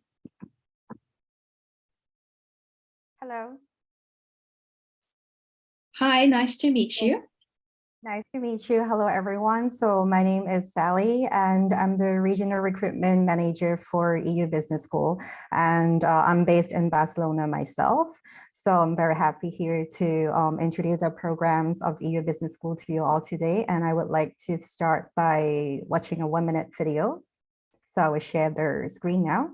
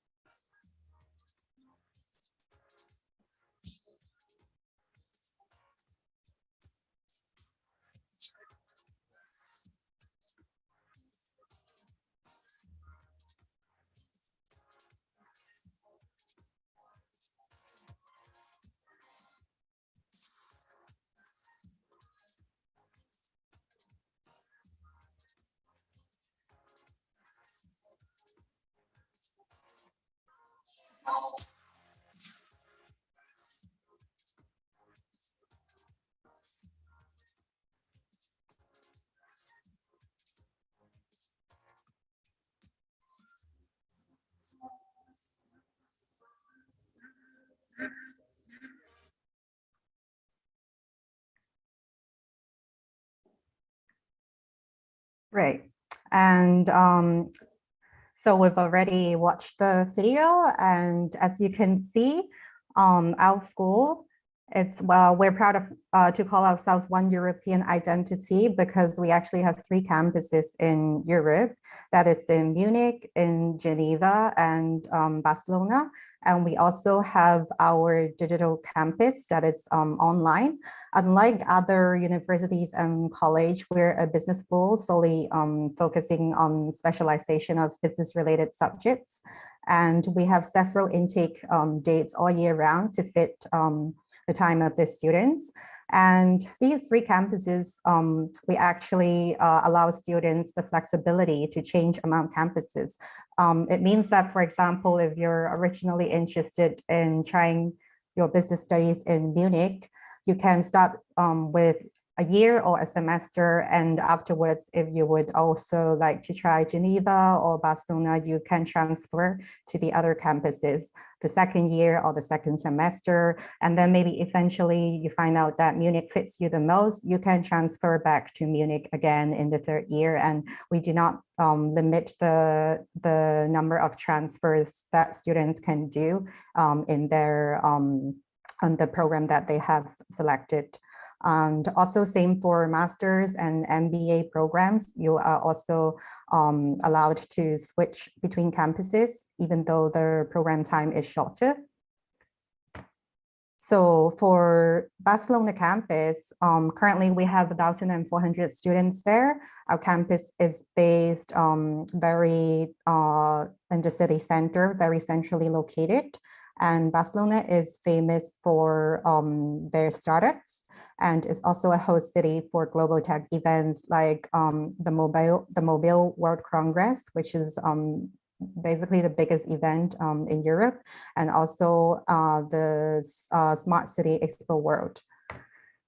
And for Geneva, we have currently 350 students in our Geneva campus. It's also, our campus is also very city center and centrally located with good transport, well connected.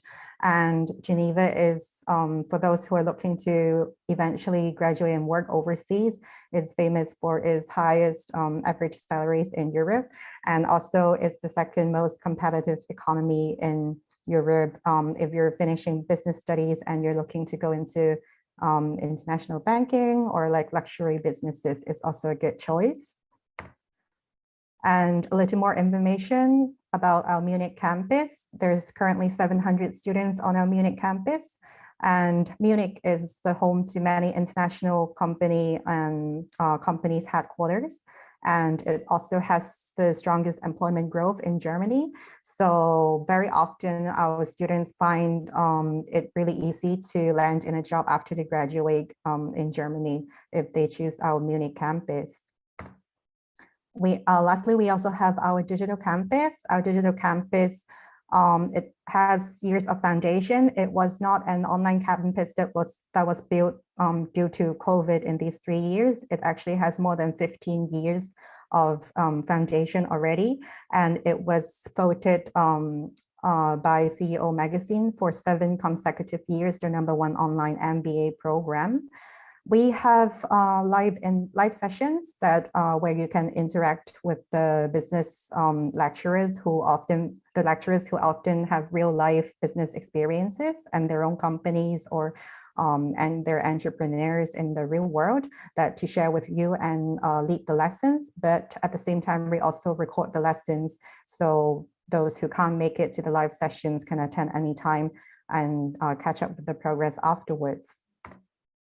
Our online business program is currently, we have like 6.7 million students around the world who have enrolled in their, sorry, not currently, overall, not currently. Overall, there are 6.7 million students around the world who are enrolled in this online course, and 60% of these online students, they are employed full-time, but they are doing this course at their own time to fit their own schedule.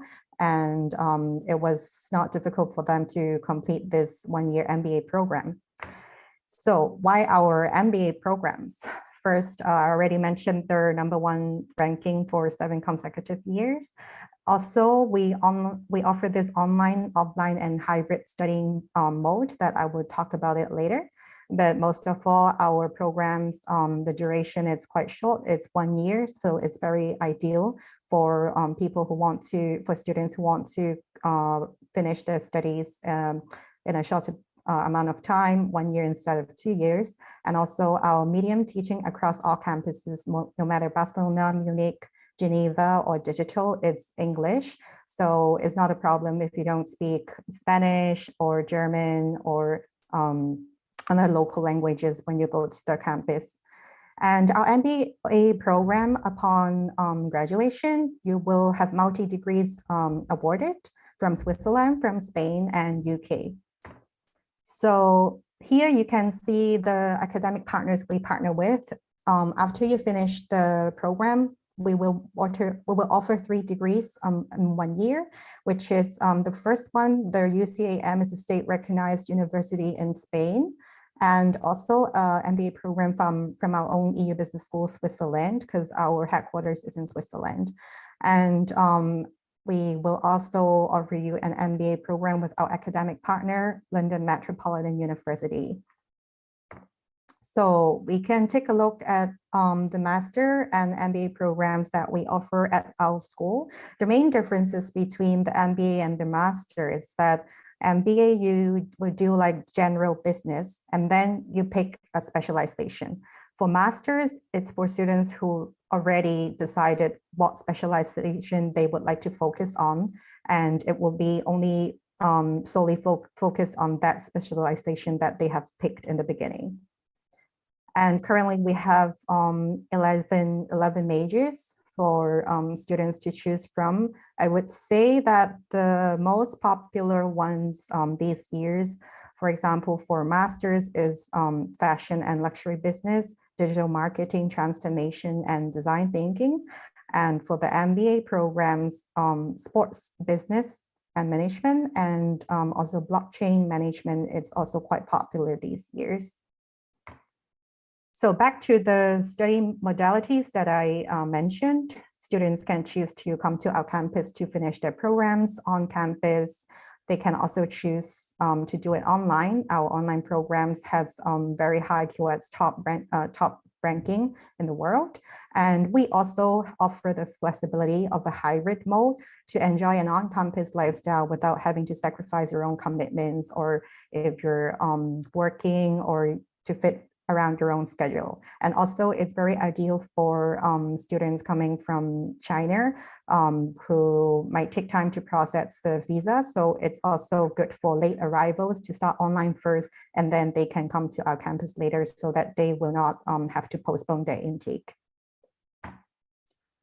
So international rankings and ratings, we already talked about it, but mostly we're ranked #1 online MBA on campus and both online in the CEO magazine, and also the QS Top MBA 2021 rankings. And for world rankings, our online MBA program is ranked 24th in the world for QS online MBA rankings.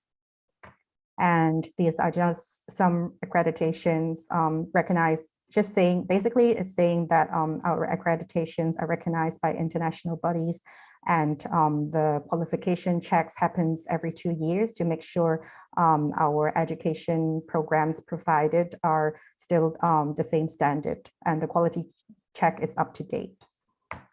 So some information about the admission requirements. You will need the English level. We accept TOEFL and IELTS. If it's for Masters and MBA, it's IELTS 6.5. If it's Bachelor's, it's 6.0. If your previous studies are done in English, then the English requirement could be waived, and this part would not be necessary. You would also need a copy of your CV, 2 letters of recommendation, and 1 written essay to show that why you're interested in applying our school. And we also offer credit transfer system, so that it's on the basis that your previous education must be a business major. In that case, you can also send us the transcript and the course description that you have done before, and also the grading system of your previous education or school, and send it to us along with the list of documents on this slide. And we can do a mapping case by case to see what courses can be transferred and what course cannot.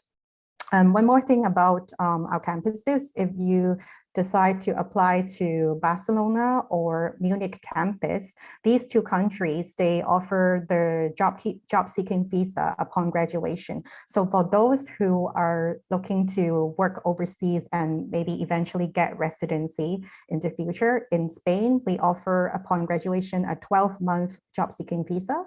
And in 5 years, you can get residency. And in the Munich campus, we will offer 18 months job-seeking visa.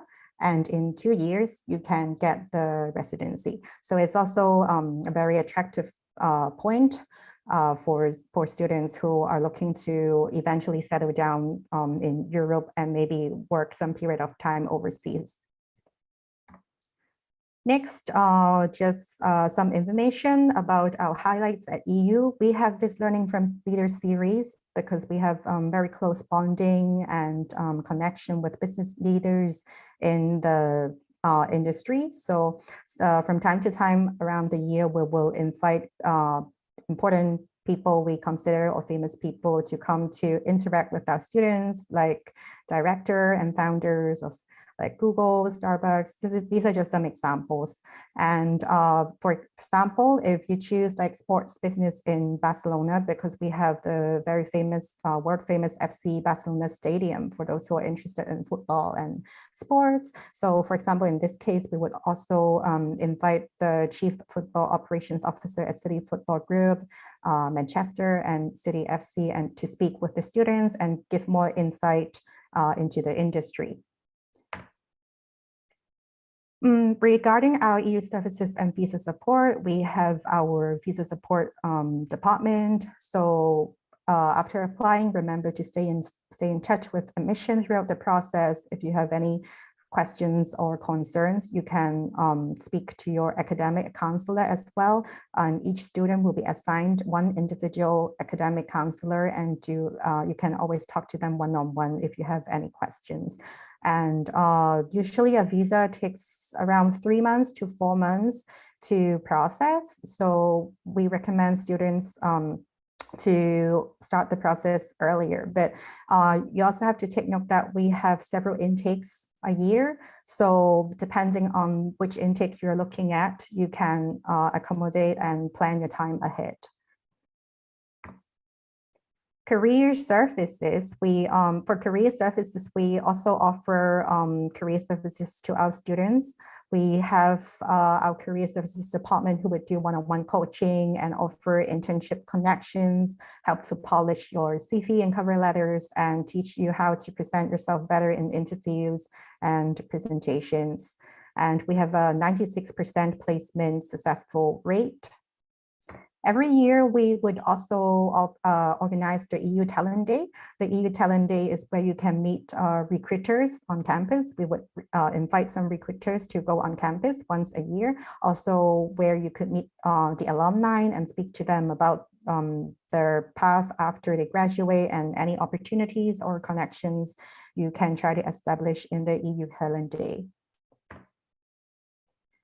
And we also organize company visits and interactive series. So these logos, you can see it's just some of the companies that we have connections with that we would visit or invite leaders or founders from the company to talk and interact with our students at our school, to go behind the scenes, to take a more in-depth look at the business.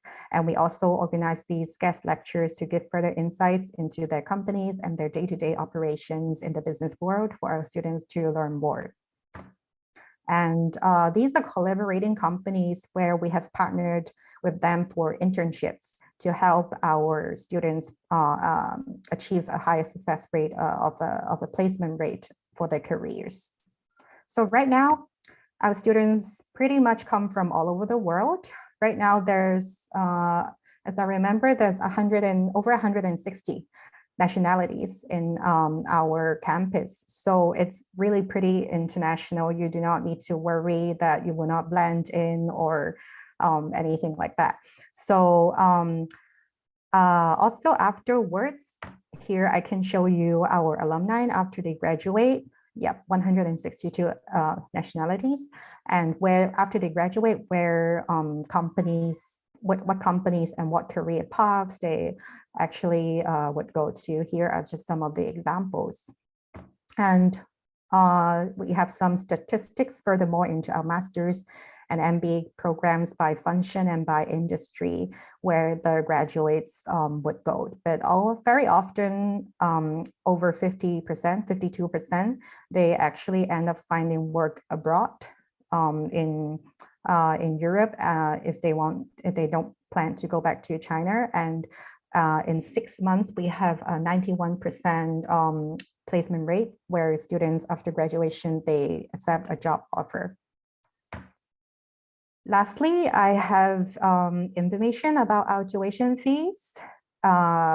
Basically, they're digital. Munich and Barcelona campus, their fees are the same, and they are paid in euros. You just have to note that for Geneva, the price is different, and also it's paid in Swiss francs, not euros.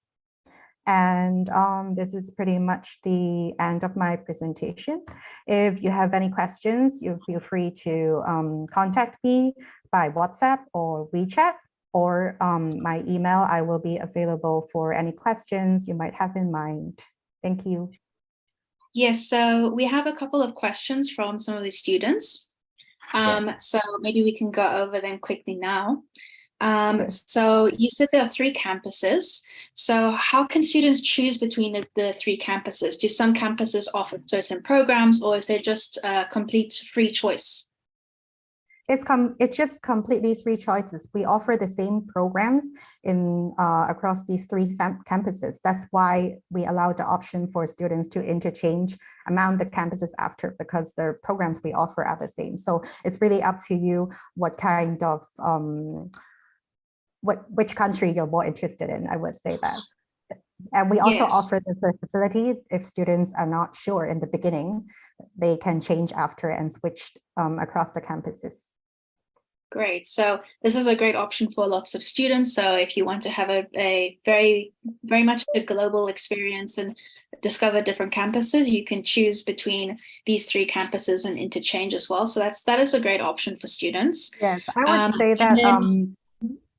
Yep, sorry, just really quick. I would say that for those who are looking to graduate and work in Europe eventually, then in the last semester, many students would think carefully, usually Barcelona or Munich, because in Geneva, we do not have the job seeking visa and the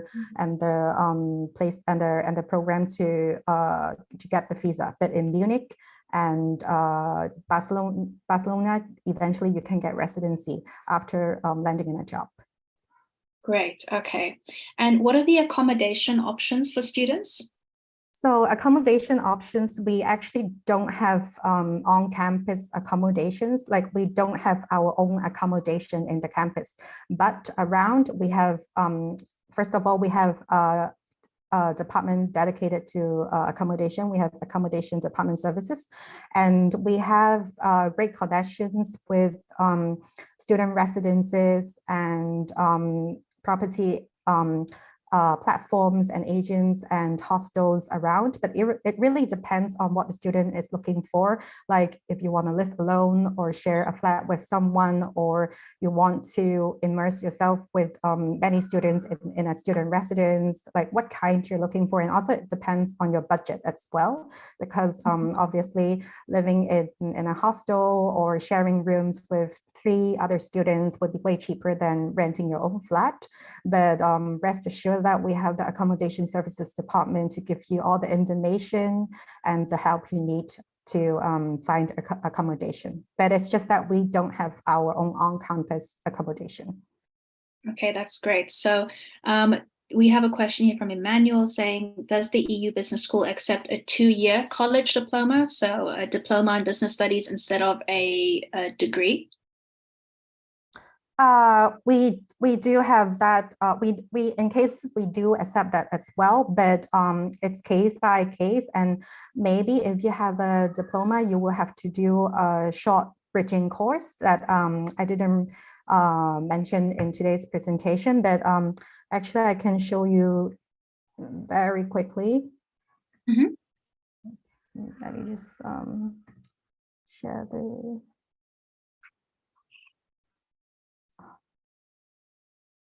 Sorry, am I still sharing I'm still sharing the screen, right? Yeah. So in the programs, you can see today my presentation was based on MBA and masters mainly, but there are also bachelor's, foundation, summer school, and we have bridging courses to help with students whose requirement may not satisfy their minimum entry requirements, they can do a very short 13 weeks program, and then they will be able to enter our normal program. And you can find all the information on our website. Okay, great. And if they, from their previous university, studied in English, do they still have to give an English proficiency certificate? No, in that case, as I've already mentioned, if your previous studies, it's in English, you just have to send us the transcript and your English requirement will be waived. Okay, and then one last question here. They're looking, okay, so will the visa be for 4 years? I mean, I know it's different depending on which country you're in. And do you have to update it if you have less time available? Sorry, can you clarify what does it mean by less time available? I'm thinking that maybe because the student said, will the visa be for 4 years, or do you have to update it if given less time?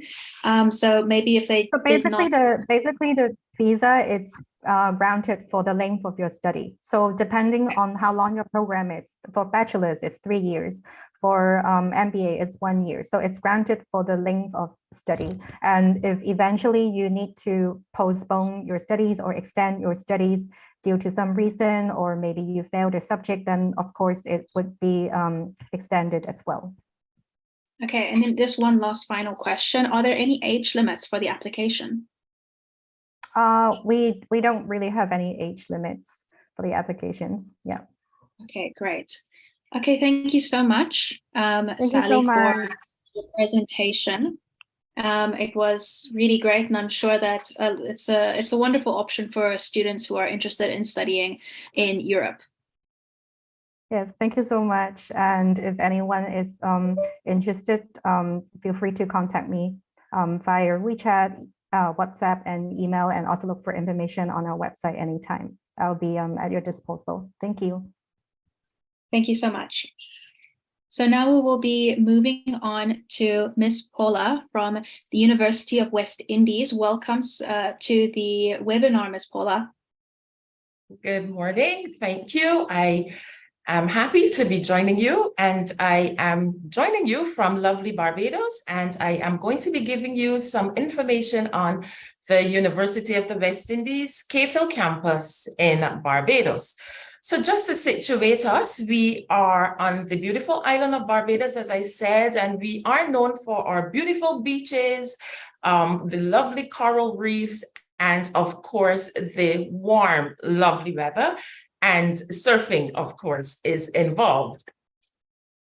We are also known for our very rich culture, which is celebrated through our food, our music, and we are also known to be the home of international star Rihanna.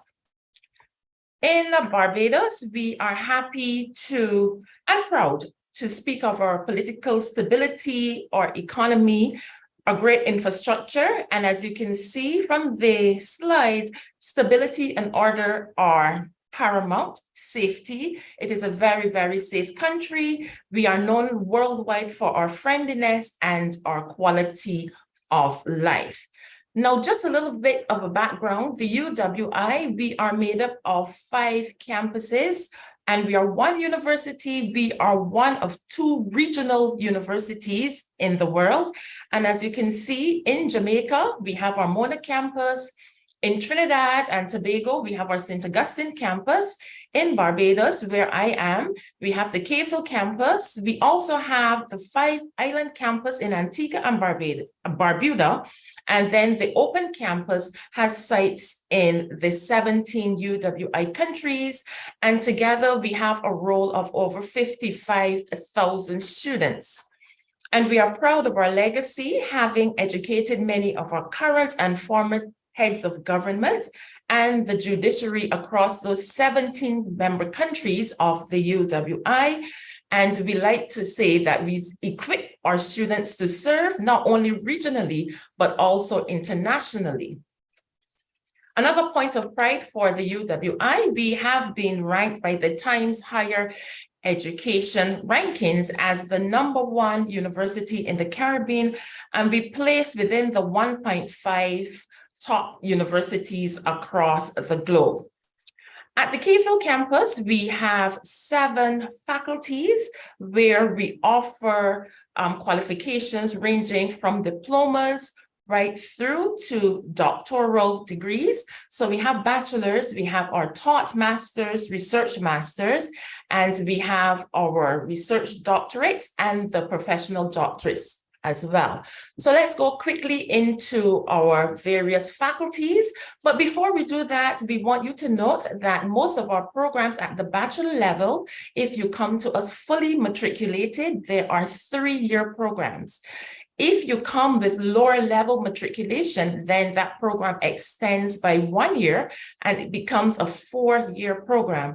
Now, the exception for the 3-year full-time bachelor program is our medical sciences program, the MBBS, Bachelor of Medicine, Bachelor of Surgery, and that's a 5-year program. So unlike our colleagues in North America, where you would have to take a first degree and then go into your medical sciences degree, we take students directly from high school, but you must be at least 18 years old at the time of application or by the end of the calendar year when you start your degree.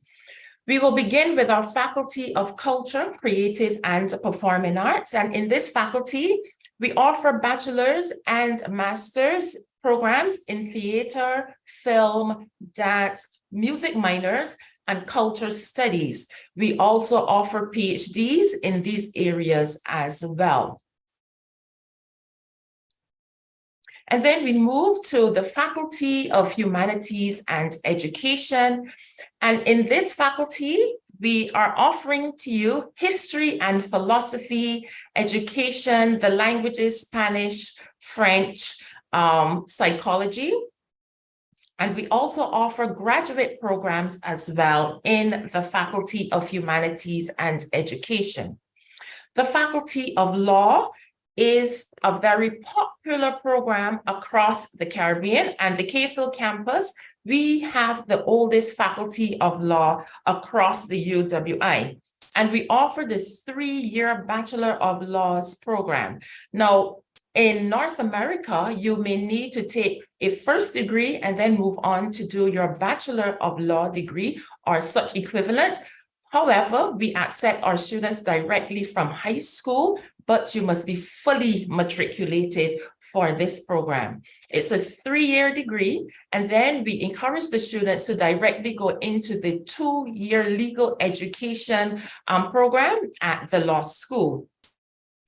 Also, in the Faculty of Law, we offer the master's and PhD programs in a number of areas, including legislative drafting and commercial and corporate law.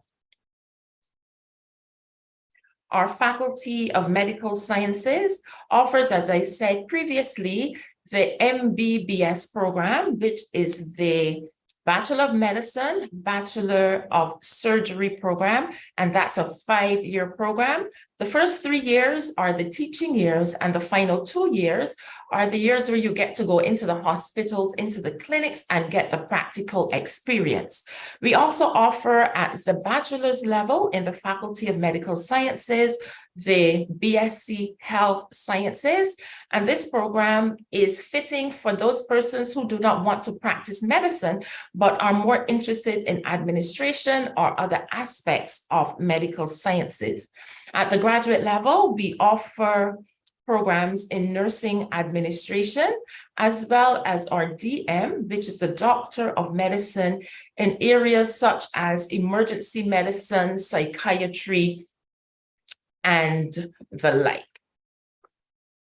So as we can see, our students are getting practical and hands-on experience in the Faculty of Medical Sciences, which of course is very critical. And through their student association, the Medical Sciences Student Association, they have a very vibrant outreach program, and they go into the schools within a 5-mile radius of the K-Phil campus. Our Faculty of Science and Technology is responsible for offering degrees in the traditional sciences, biology, chemistry, physics. We include mathematics, computer science, information technology, environmental science, and electronics. Again, at the master's level, we offer similar programs as well as the research masters, the MPhil, and the PhDs in the Faculty of Science and Technology. And as with most programs in the various disciplines, you can add a minor from another faculty if you want to expand your academic horizons. The Faculty of Social Sciences is the largest faculty in terms of numbers at the KPhil campus, and we offer a wide range of disciplines across their 3 departments, and they include programs such as accounting and finance, political science, economics, sociology, social work, and psychology. And again, you have the option of taking majors and minors, and the KPhil School of Business and Management is the graduate arm of the Faculty of Social Sciences. And here we offer programs such as the EMBA, a number of diplomas, as well as the DBA. Faculty of Sport. This is a university-wide faculty, but at the KPhil campus, it is housed in the Academy of Sport, and our programs are set to offer training to athletes and sport administrators and coaches. So we offer the BSc Sports Science with a number of specializations, and at the graduate level, we have used and leveraged our affiliation with the University of New Brunswick in Canada, and we offer the joint MSc degree in sports science. Now, there are a number of special teaching units, and one which we're very proud is the Center for English Language and Learning. And those persons whose first language is not English and they're interested in coming to the KPhil campus to learn English, this is where you are housed. We also have our Center for Lifelong Learning, and this is our educational and developmental center for persons who are interested in shorter courses. They can run from 1 week, maybe to 3 months, and we invite persons to take advantage of these courses as well, and they're also done online, so you do not have to be resident in Barbados. We also have attached to a number of our faculties, a number of research and teaching centers. So for example, in our Faculty of Science and Technology, we have the Center for Resource Management and Environmental Studies, and they are known for their very strong research focus on the tropical island environmental issues and management. And they also house our Master of Environmental Studies and Climate Change programs. In our Faculty of Medicine, we have the George Allen Chronic Disease Research Center, and those non-communicable diseases are absolutely critical on the island of Barbados, and the UWI-KPhil is forefront in research in those areas. And through our Faculty of Social Sciences, we have a number, again, of social and economic institutes which are studying not only issues in Barbados, but across the 17 countries of the UWI. Now, these are the academic qualifications which will gain you entry to the UWI. As you can see, they're wide and varied, but of course, we are aware that they will not include all qualifications which may be offered in your various countries. What we do advise students to do is submit their qualification information to us, and you will get our email addresses at the end, and we will assess your qualifications to determine whether you qualify at the fully matriculated level or at the lower level. Now, students who are not fully qualified at full matric, then you are offered entry to our 4-year bachelor's program. And the first year, as it were, we say it's divided in 2. So it gives you an opportunity to ease yourself into your program of choice. The only faculties where we do not have a lower level matriculated entry would be those professional faculties, the Faculty of Medical Sciences and the Faculty of Law. You must have full matriculation to enter. Now, students whose first language is not English, you are required to provide official proof that you are able to follow our program in English, and those English qualifications of competence can be from the TEFL or the iELST. So if you have studied a first degree in English, then you would be exempt. And if you perhaps have started a degree at another university and they're willing to write a letter of competence for you, we would take that into consideration as well. So I'll just give you a little bit of information about the main campus at the UWI Cave Hill. We are a multicultural campus, and our architecture, as you can see, is influenced by our history and our various affiliations. So the first image on the left, that is our main administration building. And it is crafted and designed to look like an African golden stool in celebration of our ties to Guyana. And of course, we have with us here our Confucius Institute, and that celebrates our affiliation and ties with China. And across the campus, there are a number of lovely green spaces, which is quite encouraging to our students who may want to take their studies on the outside. And of course, we're fully equipped with Wi-Fi, so you can connect from anywhere on the campus. We're showing you an image here of our Paradise Park. And what you're seeing in the forefront is our Academy of Sport. And this track is named after Usain Bolt, who is quite famous athletically. The smaller image is of our Graduate Studies Complex, and these two are off the main campus, and they're over in our Paradise Park. Halls of residence, we have 3 options for on-campus accommodation. And one hall, the Keifun Hall, the newest hall, is just a 5-minute stroll away from the main campus. And then on the main campus itself, there are 2 halls of residence, the Frank Worrell Hall and the Sherlock Hall. Many of them will have single rooms. There are shared bathroom and kitchen and living spaces. And because we are such a small community, there really is a wonderful family atmosphere. And this is an image of our Frank Worrell Hall. And the Frank Worrell Hall was named after one of our cricketing greats.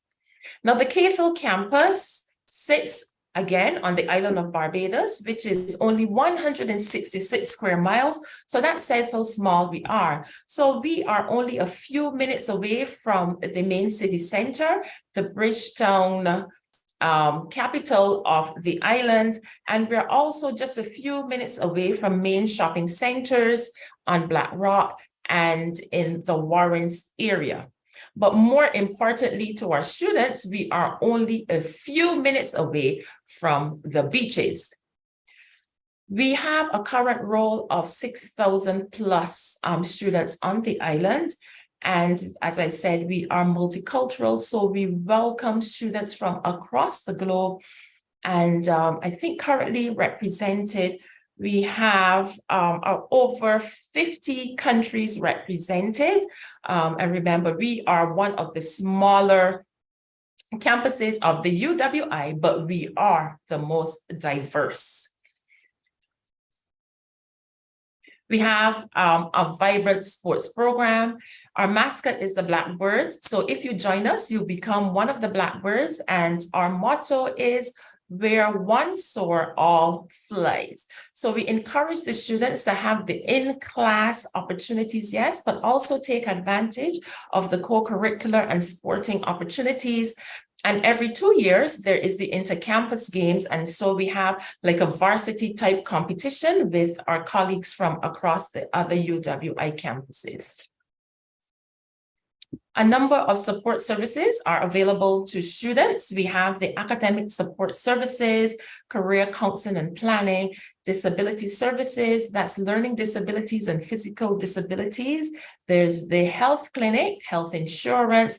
And as you can see, there are quite a number of services which are available to you. We have the shuttle service. And students, as you have paid your amenities fees, the shuttle service is available for free, and it takes you down to Bridgetown and within a 5-mile radius of the campus. There are opportunities for you to volunteer on the campus or within the wider community as well through our Office of Student Services and Development. There's a vibrant international culture on the campus and a vibrant exchange program. My office is responsible for the student exchange program. And here you can see a number of our short-term exchange students, and they're usually here with us for either 1 semester or an academic year. And they love the experience of going off in the catamaran, swimming with the turtles and visiting the lovely reefs. And we take them on a number of cultural and social activities over the semester or the academic year. And as you can see, they're wearing the UWI Chili Blackbird shirt expressing KFIL pride. So we're just so happy to have you join us, and we do hope that you will take the opportunity to visit our website, where we want you to know that you belong at the UWI. So these are our contact details. If you visit our website, you will see our details for application. All applications are submitted online. Your documentation will be uploaded online as well. And there is an application fee of $30 US, and that is paid online. All information will be provided in the details after you would have submitted your application. So should you need any additional information, please feel free to reach out to us at ciru@kfil.uwi.edu. And the telephone number you see here is also WhatsApp enabled, and we would be happy to answer any questions which you may have. So we do look forward to seeing you and hosting you in the new academic year. So that's the end of my presentation. Thank you so much, Ms. Paula. So we have a couple of questions that some of the students have asked.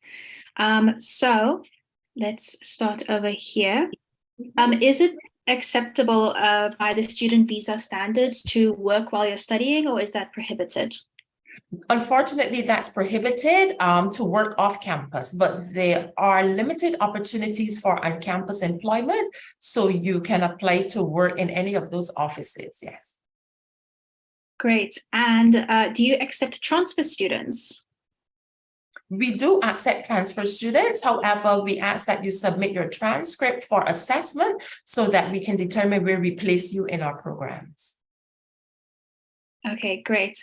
And one of the students says, thank you, very nice presentation. Thank you. So is there any age limit to the students that are applying? No, the only age limit we have would be persons who would want to apply to the MBBS program, and they must be at least 18 years old by the end of the academic year, calendar year, sorry, that they commence the program. But other than that, no age limit. Okay, that is great. And one of these students asks, how much does the medicine program cost? The medical sciences program is, and I am giving it to you in US dollars, it's $32,500 US per year for the first 3 years, so that's the teaching years, and then the clinical years moves to 108,000 Barbados, so that's approximately 50,000 Barbados per year for 2 years. And is there an entrance exam for the medical program? No, no entrance exam. Okay. And then for the English language test, is the Duolingo test acceptable, or is it TOEFL and IELTS exclusively? TOEFL and IELTS at this time. Okay. Well, thank you very much for your presentation. It looks very nice. The university looks very impressive. So thank you so much for your presentation. And thank you for joining us. Thank you. Okay, so next up, we have Nadia, who will be representing Tsinghua University and introducing their program, iCPM program. So welcome, Nadia. Hi, Saskia. It's good to see you, and it's good to see everyone. So, I hope everybody still have the same energy as when we start this open day. So we still have more information for all of you for the university and for the admissions, because it's the time of the year where students are preparing for the application. So I'm going to share my screen and hopefully you can see it. Let me share that.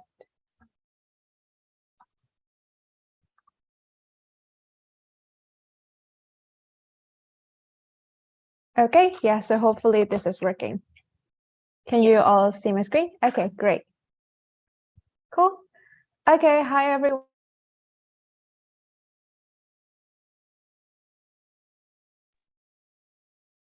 Hi, Nadia, you're muted. Okay, thank you. Yeah, so hi everyone, this is Nadia, and today I'm representing Tsinghua University. So I'm helping them to present about their program, which is the International Construction and Project Management Program. So this is an 18-month master's degree program that is offered by the School of Civil Engineering at Tsinghua University. So there are a couple of things that we will cover throughout this 15-20 minutes presentation about the iCPM program. And then firstly, I will introduce you to the Department of Civil Engineering at Tsinghua University and a little bit history and background story about how the department has developed until it is right now. And then secondly, I will talk more about the course and also the research direction in the iCPM program. And then the third part is about the admissions part. So that includes scholarships and then application process, documents you need, and everything you need to know basically to apply for this program. And lastly, if we still have time, then we can do some quick Q&A about the iCPM program. So firstly is the introduction to the Department of the iCPM program. So the Department of the Civil Engineering is one of the oldest departments in Tsinghua University. So as early as 1916, Tsinghua Imperial College, which is the predecessor of Tsinghua University, has begun to enroll civil engineering students and then send them studying in the United States. And then in 1925, Tsinghua University set up the undergraduate department of the Civil Engineering Department. And then they set up the undergraduate department. And then the next year, they set up the Civil Engineering Department at Tsinghua University. So over 100 years of development. So it was first begun in 1916. So now the School of Civil Engineering has 3 departments. And then one of it is called the Department of Civil Engineering, where the iCPM program is held. And then there's also the Department of Construction Management, and there's the Department of Hydraulic Engineering. And then for the next part, I'm going to provide a short overview of the Department of Construction Management, where the iCPM program is held. So for the Department of Construction Management, it was established in the year 2000. And then its origin can be traced back to the teaching and research group of the construction technology and machinery established in the Department of Civil Engineering of Tsinghua University in 1953. So currently, this Department of Construction Management, they have 3 teachings and research institutes. So namely the Institute of Construction and Engineering Management, and then the Institute of Real Estate Studies, and lastly is the Institute of Sustainable Urbanization. And next part is about the research and also the outstanding achievements at the Department of Construction Management. So here we have outstanding research achievements in many areas, and then we can conclude them into 4 different aspects. So construction management, construction engineering and technology, sustainable development of infrastructures, and also real estate studies. So we can take an example of their achievement that is achieved by the construction management field. For example, achievement achieved in this area are well known both domestically and also internationally. So notably, the team proposed an innovative model with 5 major elements of process-based management, life cycle management, knowledge management, resource allocation hierarchy, and target-based management. And the model was successfully adopted in the actual construction projects. As for the other achievements in 3 other aspects, construction, engineering and technology, sustainable development of infrastructure, and also real estate studies, you can see them, you can see the achievements there on the screen. And then for the next part is about the professors that are there in the Department of Construction Management. So currently there are 20 teachers in the Department of Construction Management, and that includes 9 professors and then 9 associate professors and 2 assistant professors. And there are also several auxiliary teaching staff. Other than that, these 9 professors that teach at the ICPM program, they belong to the 4 institutions mentioned above in the previous slides. Other than that, the ICPM program also have a number of international renowned experts and also chair professors from top universities in the world who will support your study experience in the ICPM program. So they will also do some lectures and then share their knowledge with the ICPM students. So studying in the ICPM programs, you're not just going to learn, but you're going to also broaden your horizon more internationally. So you're not going to just learn from the Chinese professors, but they will also learn from the international professors coming from different top universities from all across the world. And then the next part is about the course and research of the ICPM program. So the ICPM program, it's an 18-month master's program taught in English. So this aims to broaden and deepen your knowledge of contemporary issues in leadership, strategic project management, and delivery of international projects to provide value to stakeholders and society as a whole. So the unique characteristic of this program is basically to expose students to a new way of thinking and also to create awareness of how Chinese organizations operate, manage, and deliver projects in the fast-changing world. So this program is mainly practice-oriented, so students will be taught to think creatively, to think outside of the box, and also to be innovative with new ideas and to use tools and techniques to effectively manage projects. So students will be taught about problem solving, leadership, and also the usage of technology. And then, so this is a unique opportunity basically to embrace Chinese culture and thinking and also to engage in the world of international construction. So additionally, the ICPM program is also a platform of collaboration between academic research and industry practice. So it is guided by the industry practitioners when they set up the course.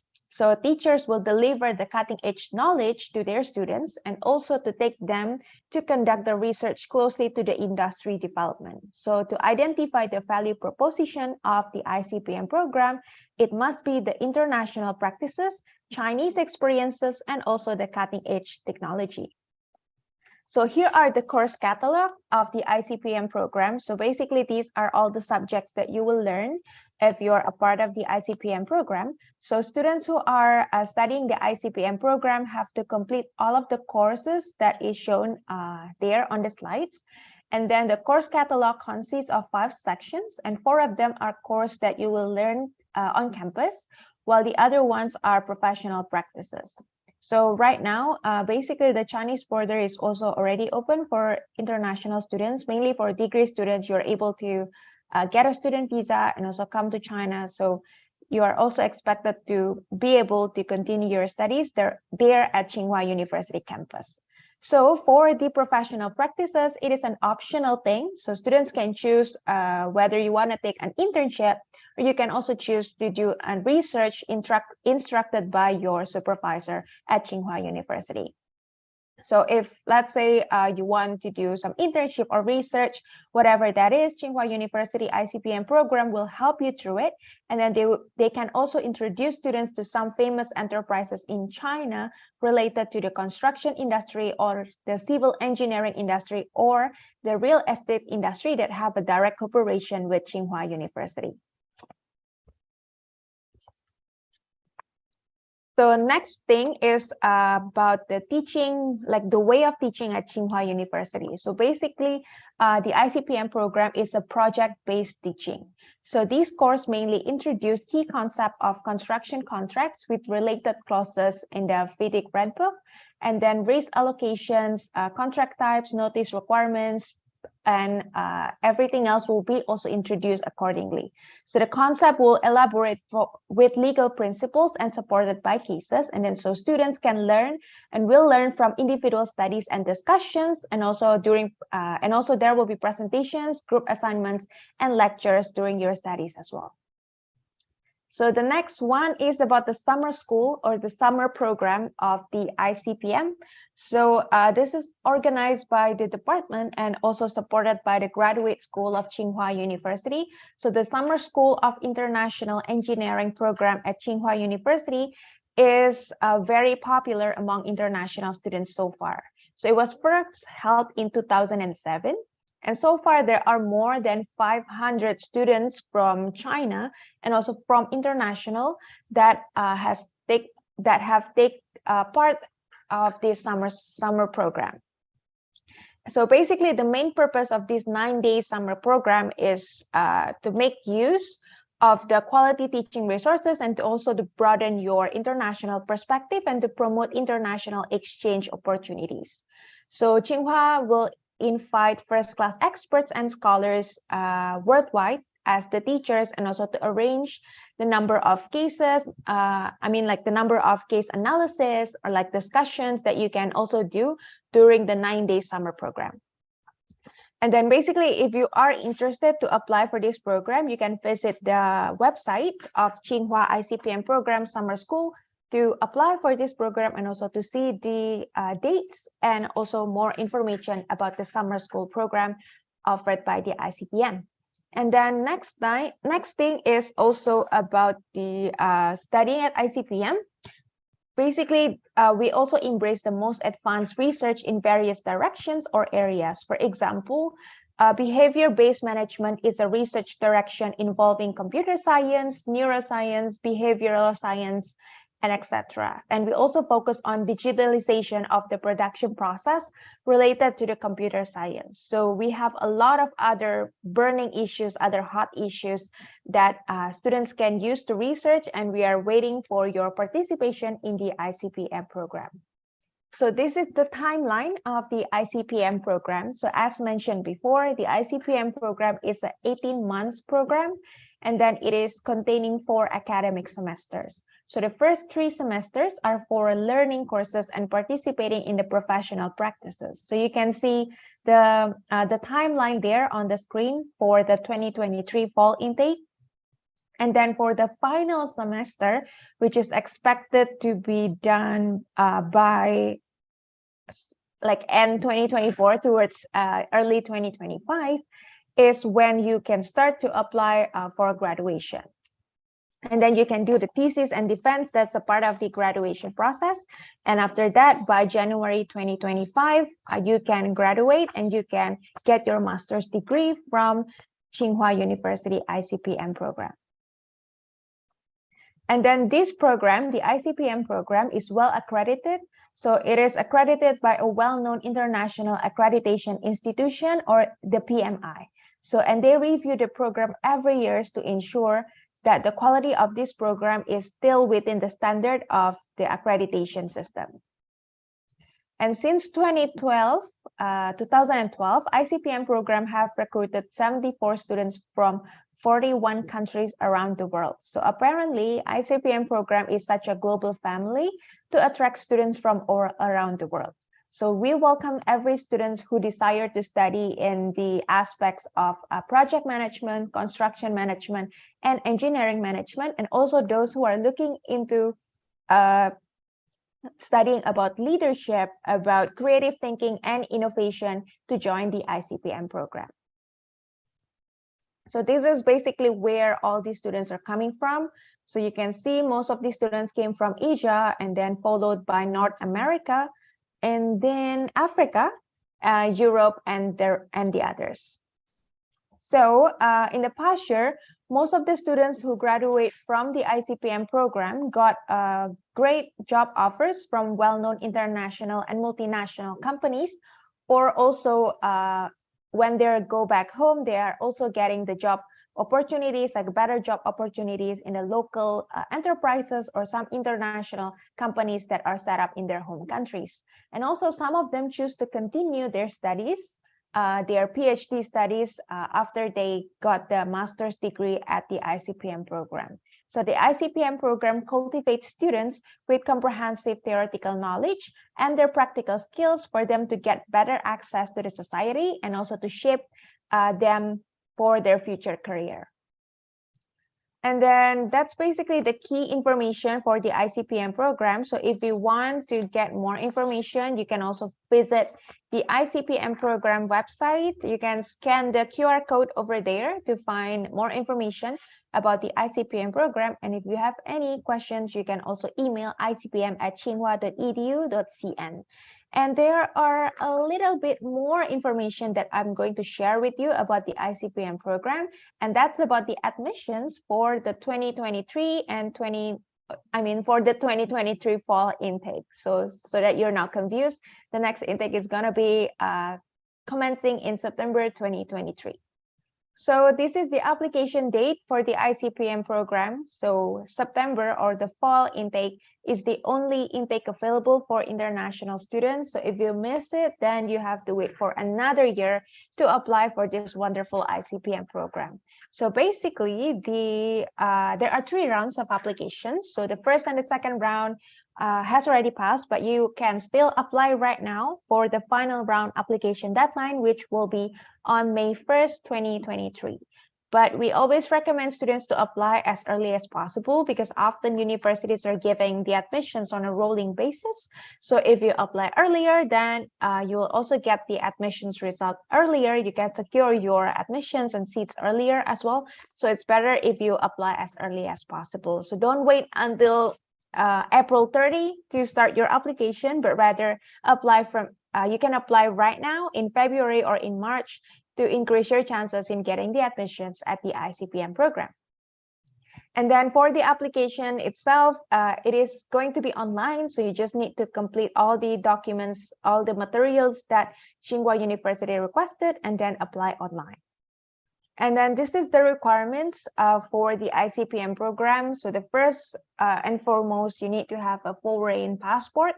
So you need to be a non-Chinese citizen with a valid passport, valid ordinary passport.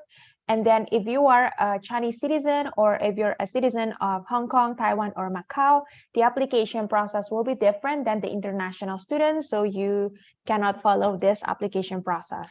And then other than that, in terms of the English proficiency, you need to have IELTS 6.5 or TOEFL 85 to apply for this program.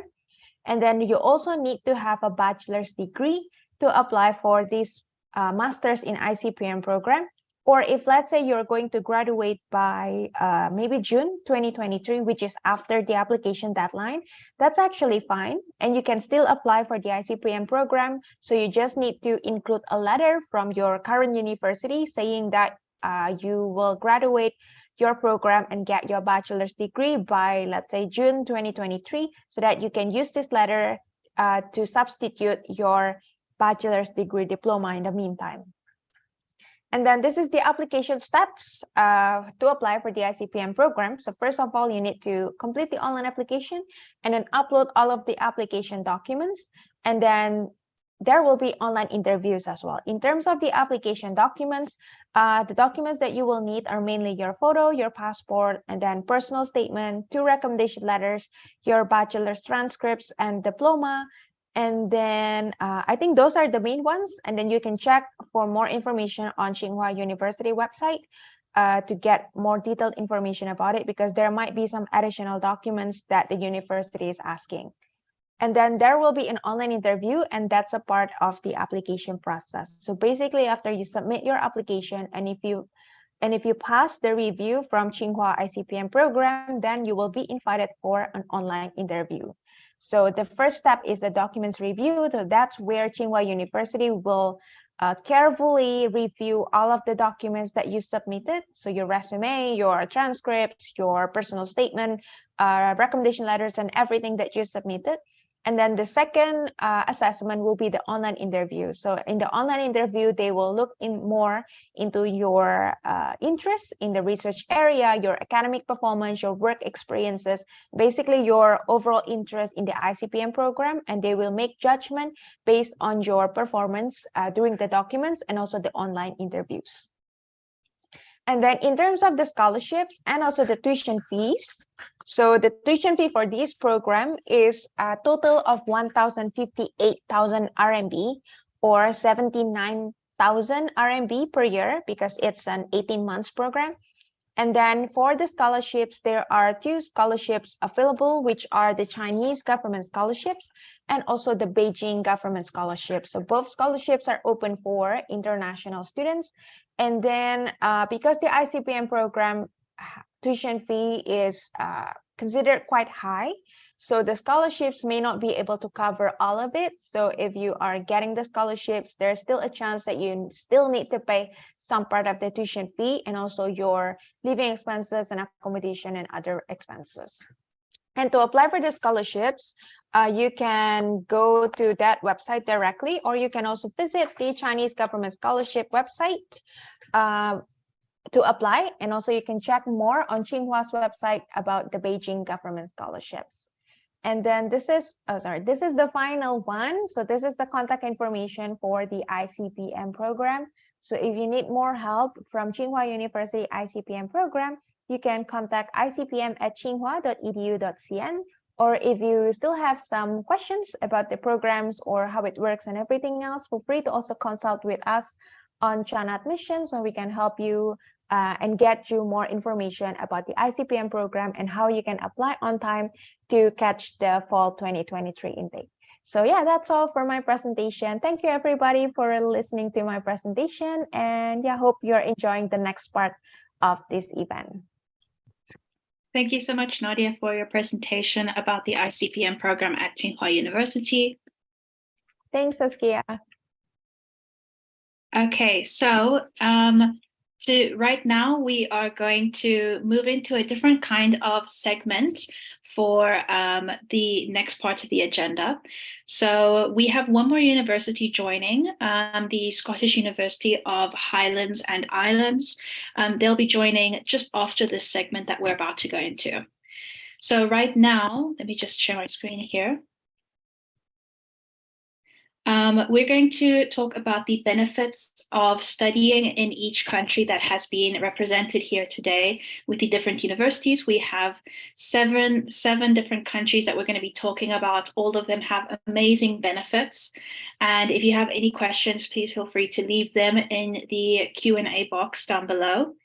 And also note that when we are talking about the benefits, of course, many of these benefits overlap. A lot of the benefits of studying abroad, regardless of which country you're studying in or which continent you're studying in, you will have very similar benefits, but we try to keep it unique for all of the countries. So that's what we're going to be doing right now.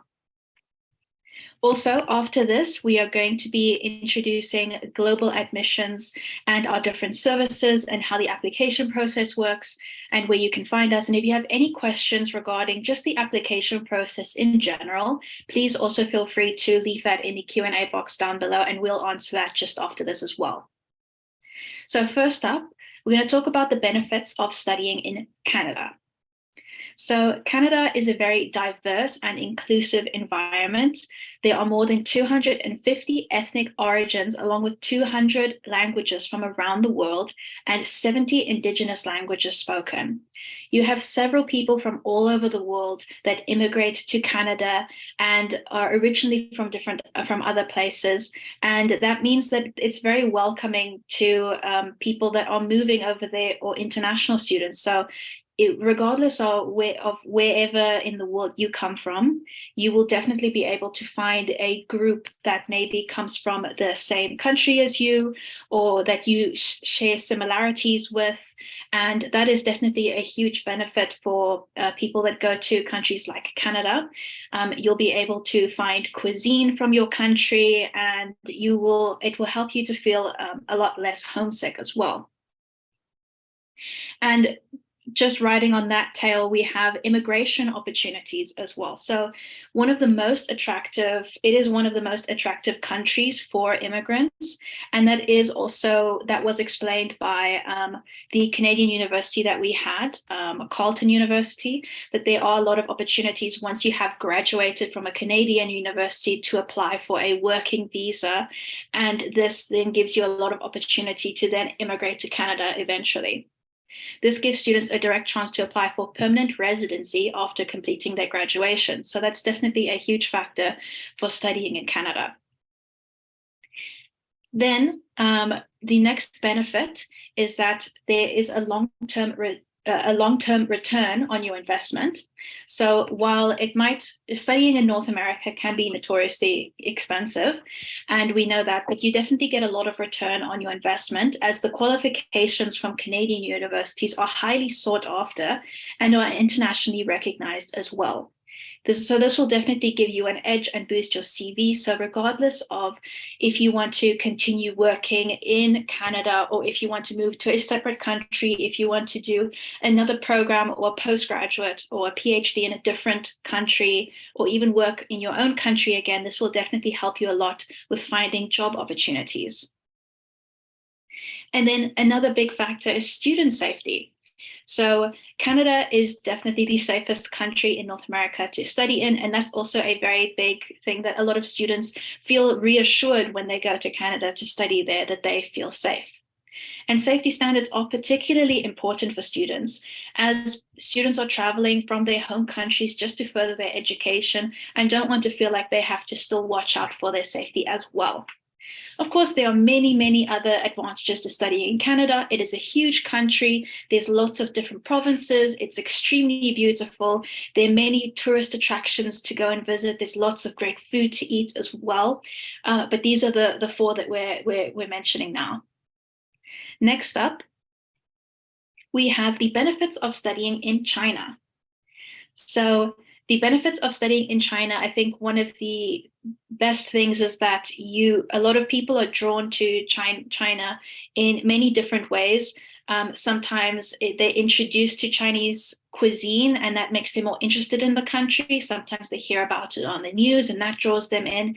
They might see the beautiful landscapes and then look into that, or the architecture might attract them. So there's lots of different draws to China, but there are a lot of benefits to studying there as well. So the first one is that they have internationally recognized degrees.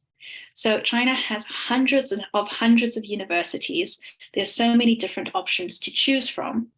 And China offers many top-rated colleges that provide a diverse range of degree programs. And as China has risen to global importance, these university rankings have increased. So that means if you're getting a degree from a Chinese university, your degree will become worth more and more over time. And that's definitely a very exciting thing to think about. So they're gaining worldwide recognition, and their rankings are rising. On top of that, you'll be able to study a degree in English if you would not like to study it in Chinese, because it's quite difficult to learn Chinese before you can study in it.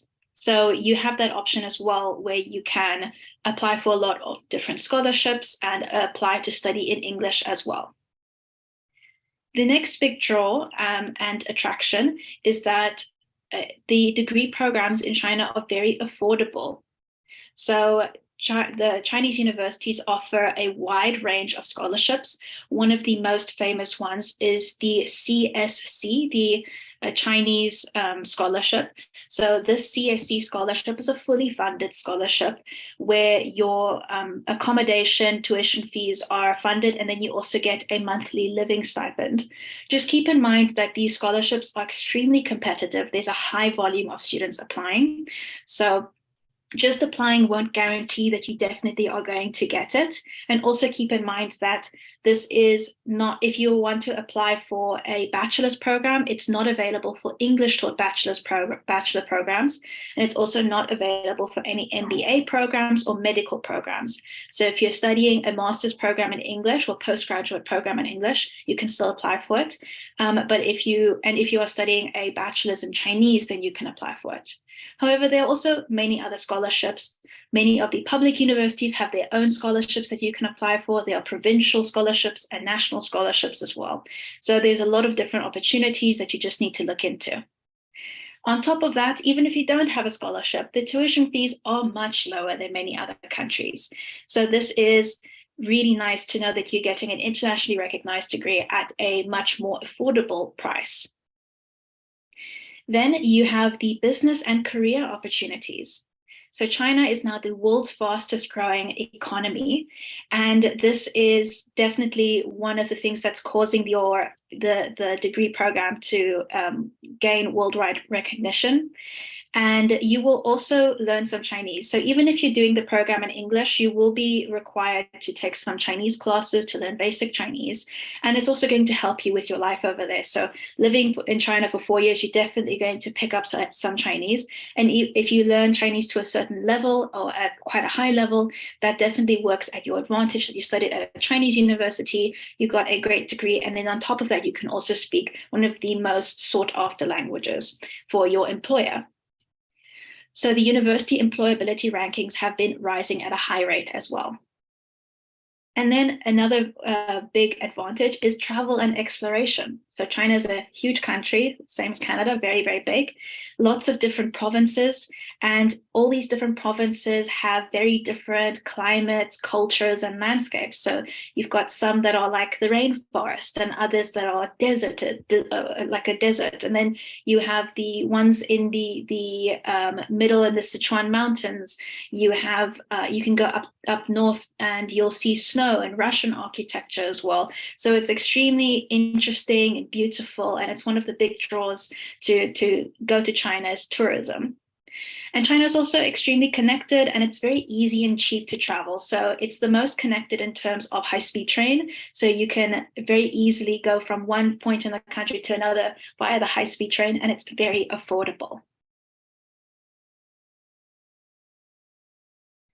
Next, we have the advantages of studying in Japan. So one of the big advantages of studying in Japan is that you are allowed to work part-time. So unlike China, where you are not allowed to work on a student visa, you are allowed to work on a student visa in Japan. This is a very big draw, as many countries do not allow this. But also keep in mind, you can only work up to 28 hours per week, and this cannot affect your studies in any way. If it does, then you will have to always prioritize your studies. You can't prioritize your work over your studies. So just also keep in mind that maybe there are certain types of jobs that you are not supposed to be doing. So just keep in mind that when you are applying for anything, to check with your student counselors before doing anything. Another big advantage is the cuisine. So a lot of people very, very much love Japanese cuisine, and that could sometimes be the biggest draw to go visit the countries, to enjoy a lot of the different foods that they have to offer. Japanese cuisine is some of the most beloved cuisine in the world, and it's very healthy and budget-friendly if you're living there. Japanese people are also extremely friendly. So they are known for their polite and humble behavior and are very warm and welcoming to international students. So this will definitely make you feel a lot more at ease and less homesick, to know that everyone around you is extremely nice and willing to help you if you have an issue. The next advantage is the innovation and technology. So Japan is definitely known excuse me. So Japan is definitely known for inventing and producing newer technologies and products year on year with precision and uniqueness. There are several high-tech companies that are from there, and this might be a huge draw for you if that is specifically with a career that you wish to go into, to study something in that field there as well. Then we have the benefits of studying in France. So one things that I do want to mention, when you study in France, because you are studying in the EU, you're also allowed to work part-time. That is something that you can do. You're allowed to work for 20 hours, and it also cannot impact your studies in any way. So just keep that in mind, that you can do that while you're studying. So the first advantage is that you can visit some of the world's most renowned landmarks. So France houses a large number of historical landmarks, like you can see here, the Eiffel Tower, the Versailles, the Monet Gardens. There's so many different historical landmarks to go look at that many people will travel all across the world to come see. Another thing is that you can travel around Europe. So Europe is extremely connected, and it's very easy and cheap to travel across Europe by train or plane, especially France. France borders Spain, Belgium, Switzerland, Italy, Germany, among others. So it's very easy for you to drive a couple hours, to take a bus, to take a train, to take a plane. There are a lot of famous European airlines that offer very cheap prices, like Ryanair, EasyJet, Wizz Air. So that's very popular for students. On top of that, as a student, you also get many discounts when you are going out to museums and traveling as well. You get to experience French culture. So its cuisine, art, films, attitudes, and lifestyle is renowned worldwide. And it also has a significant influence on the world. So you get to learn about some of the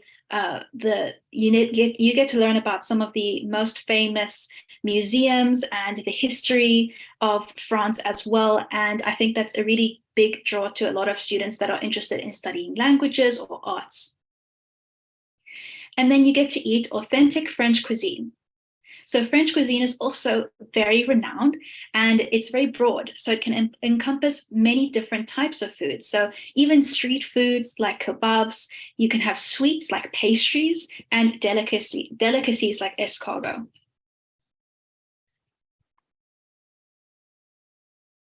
Next up, we have studying in Spain.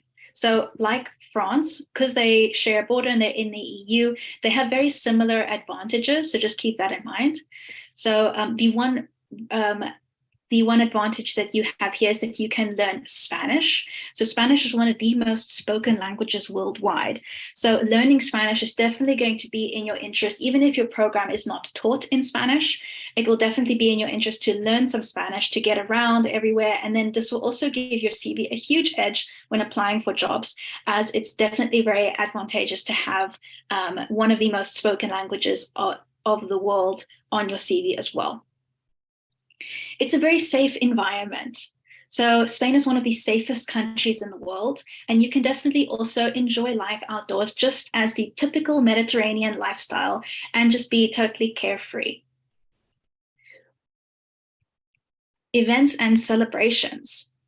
So Spain is known to have many huge, interesting, and funny celebrations and events throughout the year that are very fun to watch.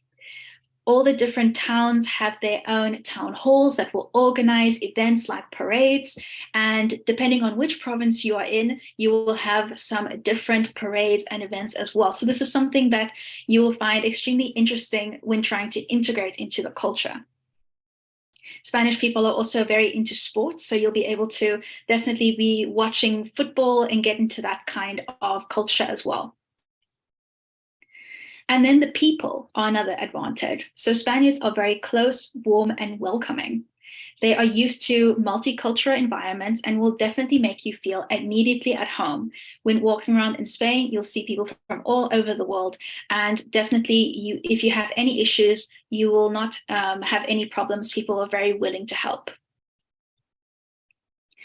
Another fun fact is that Spain, after China, is the most connected by high-speed country in the world. So that's definitely something to look into. next we have the advantages of studying in Barbados. So the first one is English. English is the official language in Barbados.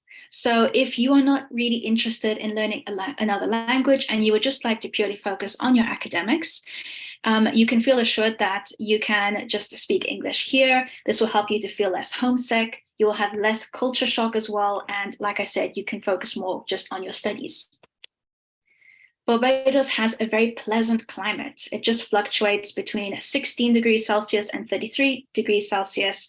So you will experience the tropical and pleasant climate and clean air throughout the year. You will also have a global experience. So Barbados is an iconic destination visited by people from all around the globe. You get to learn about the different ethos and different cultures and learn the art of building relationships. And then the affordable cost of living. So Barbados offers high quality living arrangements at a very affordable price. You also get quality education as well as quality life. So you don't have to compromise in any way. And the last one we have here, studying in Scotland. So the advantages of studying in Scotland are that there is a large history and heritage. So Scotland has a very strong national heritage, but at the same time, it is managing to balance its modernity with its traditions. So going to Scotland, a lot of people go there to go see the traditional castles and look at the beautiful natural wonders, but there's also so many modern aspects to living in Scotland as well. So you get to have the best of both worlds. And like I just said, they have stunning natural wonders. So whether you're in the city or in the countryside, Scotland has some of the world's most beautiful landscapes. You will also have quality education. They have been having universities since the 15th century. So some of these universities are some of the oldest that you can come across. They have been recognized for their teaching excellence and impactful research. So it's definitely a huge draw if you want to study, especially for your postgraduate. And then it has a much lower cost of living, especially if you are living in the UK. So it has some of the cheapest universities to attend in the UK. And this is in terms of living costs. So if you want to study in the UK and you find that a lot of the UK universities are quite expensive, I think your best bet would definitely be to look at Scottish universities.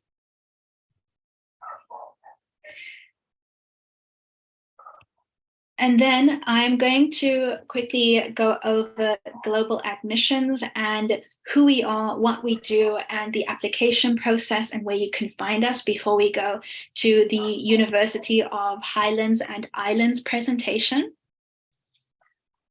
So if you have any questions regarding the application process, regarding global admissions, please put them in the Q&A section now. And then I will answer them right after I've introduced global admissions. So as you can see here, we have a screenshot from our main website when you go to globaladmissions.com. So Global Admissions is a platform for international students to apply to universities all around the world. We have over 180,000 registered students and have partnered with more than 1,500 universities, and we have thousands of programs available. We're also adding programs every day, so we're always growing and adding more programs. And if we have any program that's not available on our website, you can always let us know and we can add that there. So as you can see, it's very easy to use. So you can search by university, program, city, or country. You can put that in the search bar and you can get your results there.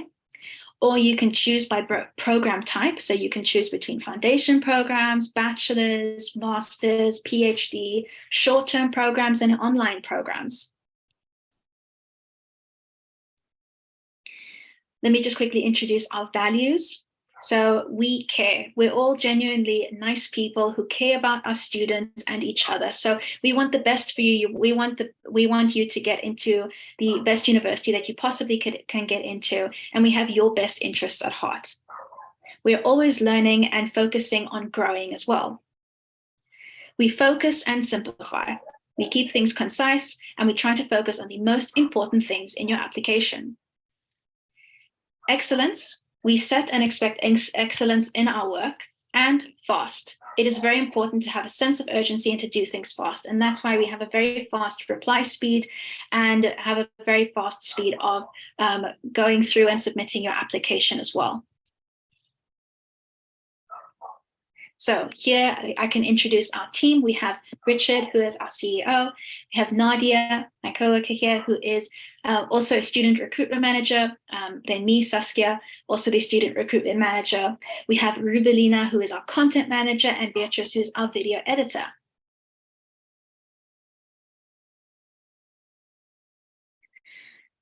Just hold on.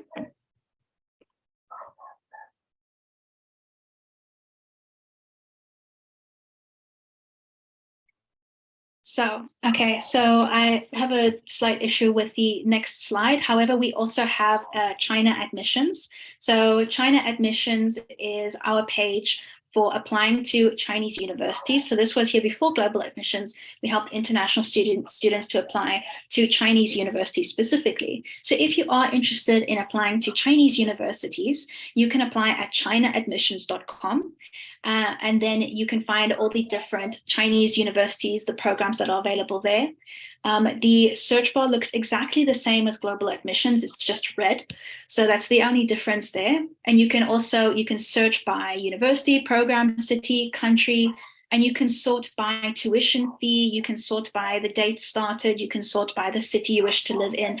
So there's lots of ways that you can find the perfect program that's suitable for you.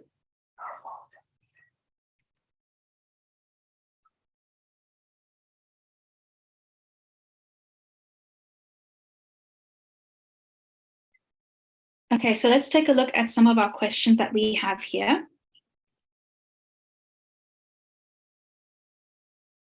So we have a lot of questions about scholarships, and that is understandable. Studying in a university overseas is a huge investment, and if there is the possibility to apply for scholarship, definitely everyone is going to be thinking about that. So when it comes to the scholarship applications, the most common Chinese scholarship is the CSC scholarship, which a lot of people are very interested in. So what we recommend is to check the Chinese scholarship, the CSC official website for the updates on there, because they have the most concise updated information on their website, and you'll be able to see which universities they will accept their applications from. And just keep in mind that for English-speaking bachelors and for medical programs, the CSC scholarship does not cover that. However, there are many other scholarships that you can always check on the university websites as well. When it comes to global scholarships to countries to universities in different countries, we also recommend checking on the university pages specifically.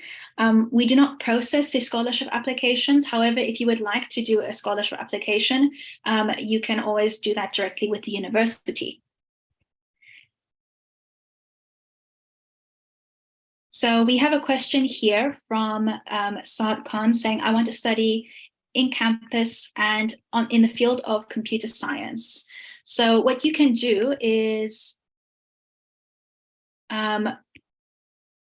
you can go here to this page on globaladmissions.com, and you can search computer science, and then you can search the level that you would like to study, so Master of Computer Science or Bachelor's of Computer Science, and then you can see all the different options that are available to you. It's going to show you exactly the tuition per semester or per year.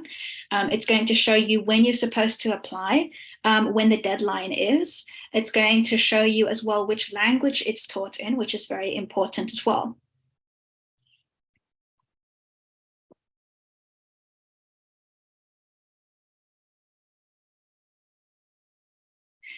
So also we have some questions about learning Chinese. So Isan says, I have considered studying medicine in China, but I'm honestly worried about the Chinese language. I was told there's a Chinese language exam in the 5th year of studying, and without passing it, you won't take your diploma. Also, can you please talk about the professor's efficiency in English teaching? Okay, so when it comes to the medical degrees, you will be learning Chinese on the as well as your medical degree. So that means you don't have to speak Chinese before you start the program. We do recommend if you can learn some Chinese beforehand, that's definitely going to work in your favor. But we do recommend you don't have to have it. So you can start from the beginning and you'll have to take that. And the level that you have to reach is not an extremely high level. It is an intermediate level. And this is so that you can do your internship in China and you'll be able to talk with the patients there. A lot of the patients are not going to be able to speak English, so you need to be able to understand them. And that level of understanding is not the really extreme high level that is the HSK 679. That's not the level that you're expected to be at. You're expected to be at an intermediate level. So don't worry, 5 years is definitely enough for you to learn that. So they wouldn't have this program and they wouldn't have that requirement if it was way too difficult to get. And then the English quality of teaching from the teachers is of extremely high importance, especially for the MBBS program. It is the most applied to program that a lot of universities have, and it's of extreme importance that the teachers speak very good English. Someone asked, will the recording be available because they have some network problems? That's no problem. So we are live streaming this on YouTube on our page, Global Admissions on YouTube. So you can search that there, subscribe, and this will be saved there. So all of our previous open days are there, so it's very easy to find. And if you want to rewatch something, or you feel like maybe you've had some network issues and you didn't see exactly everything, don't worry about that. You will definitely be able to watch it there. And you can also watch our previous ones. If you're interested in the Chinese university specifically, we also have a YouTube channel for China admissions, and we have the live streams for the previous China admissions open days there as well. They're on the YouTube channel. We have lots of other very important videos that go over many of the most common questions. We've had many live streams on Instagram that we've also published the videos on there, where we go over certain topics that are very common that students have these questions that they would like us to answer, and we go over that as well.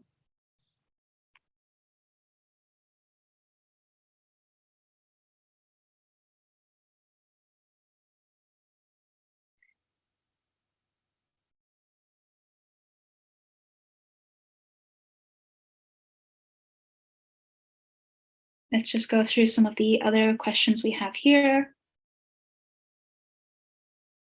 Okay, so Mustafa asks, hi, I'm from Nigeria. I want to study in China to study Chinese language and culture. How can I apply? So when you go to chinaadmissions.com, you will be able to then search Chinese language programs, and then you will find all the programs that are available. Just keep in mind that not all of the universities for the Chinese language program are able to offer visa papers right now. This is because China has only partially opened for visa applications. So far, only degree students are able to go back. We don't know if this is going to change in the next couple of months, but so far we only have a couple of different universities like East China University of Science and Technology, Southwest University of Finance and Economics that are able to offer this and offer the visa papers as well. What you can do is you can email us and we can, or you can set up a call with us and we can go over your different options. So I'll share that contact information just now.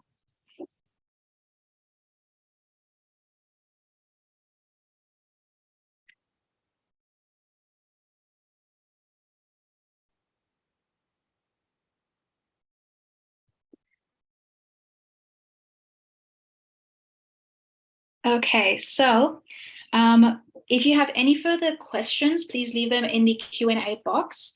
Right now, we have the University of Highlands and Islands has joined. So let me just check here. Hi, Tess, are you okay with starting your presentation? of course. Hi, everybody. Give me 1 minute and I will start sharing my screen. No problem.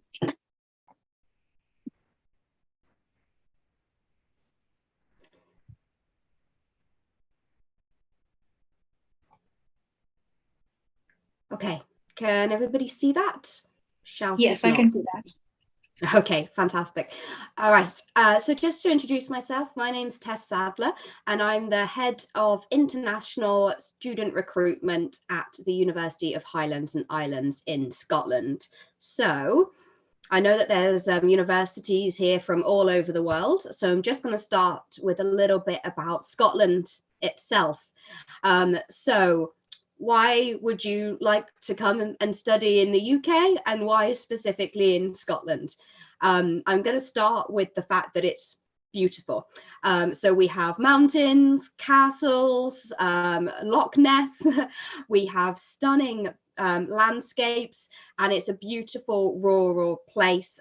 So for anybody who's interested in exploring the outdoors, snow-capped peaks and mountain walks, then it's absolutely a wonderful place for you.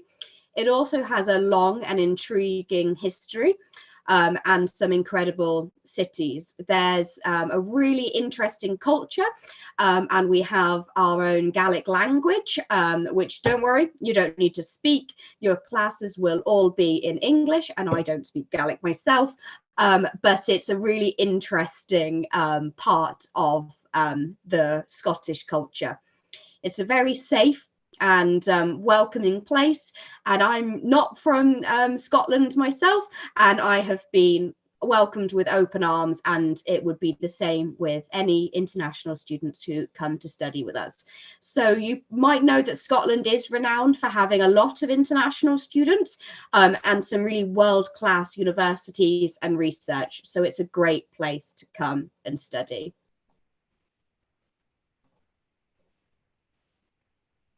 One second, why can't I get this to move on?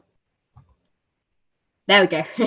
Okay, so who are UHI? If you haven't heard of us before, we're the University of the Highlands and Islands. So we're a multi-campus university in the Highlands and Islands of Scotland, in a place of outstanding natural beauty. We have the largest student population in Scotland and a huge range of courses, really diverse, flexible entry requirements and lots of different progression routes, and we welcome international students from over 51 countries.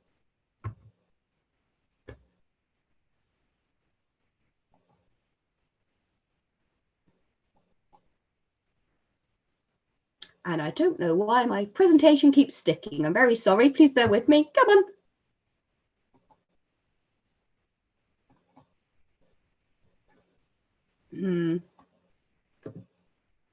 There we go. Right, I was just going to try and share this quick video with you because I think it sums up our university in a way that words cannot. So let's give this a go. Let me know if you can't hear this.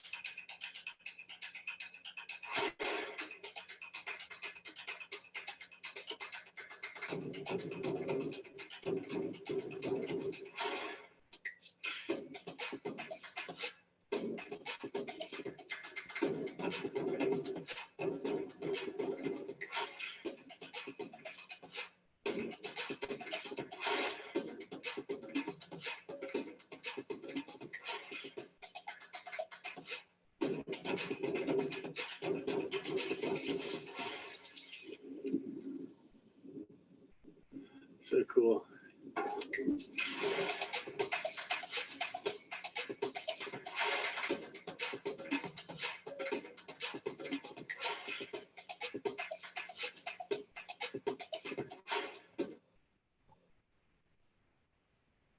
Okay, so that was just a short video which hopefully just gives you a quick glimpse of our campuses, of our student life, and as of some of our facilities and the amazing things that we have on our doorstep in the Highlands and Islands of Scotland.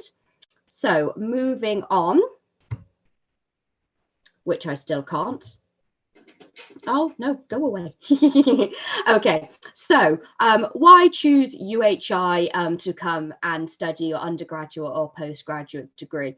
So we have academic excellence, which is linked specifically to job-ready skills, excellent teaching facilities, some of which you saw in the video there, and really, really strong industry links. So we have internationally excellent and world-leading research. And on top of all of that, we're actually one of the most affordable UK universities, so in the top 10 most affordables.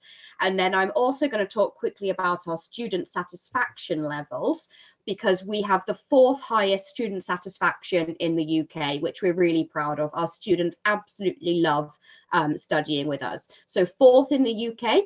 And 1st in Scotland for student satisfaction. And our average student satisfaction rate across the university is 95%.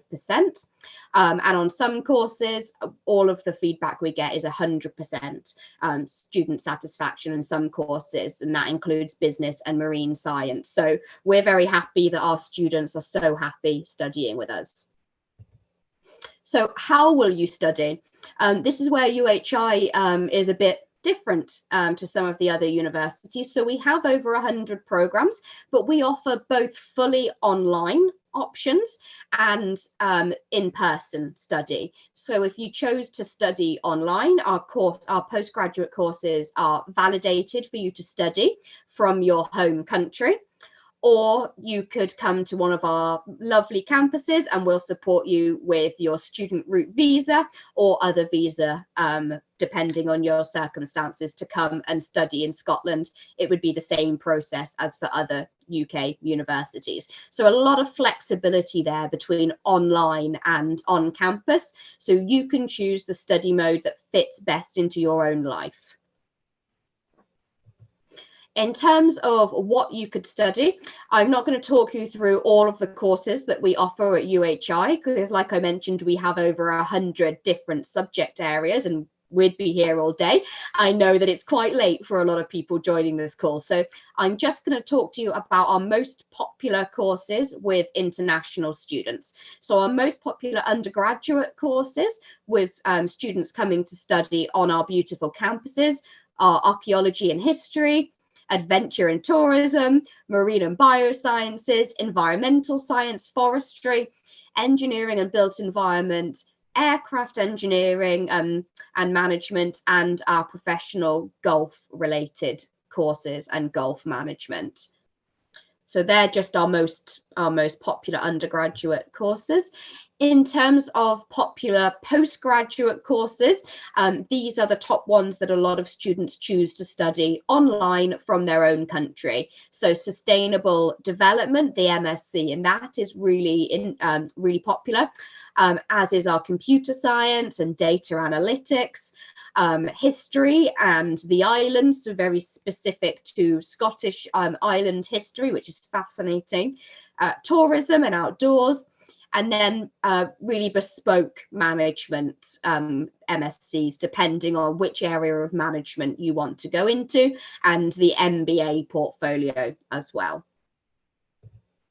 So a little bit about what it's like to be an international student at UHI and the support that you'll get. So we're a smaller university than some of the others. So we're really committed to your student experience and making sure you can reach your potential. So you will get a higher level of support than you might do at other places. So one example of this is that you will know your program leader.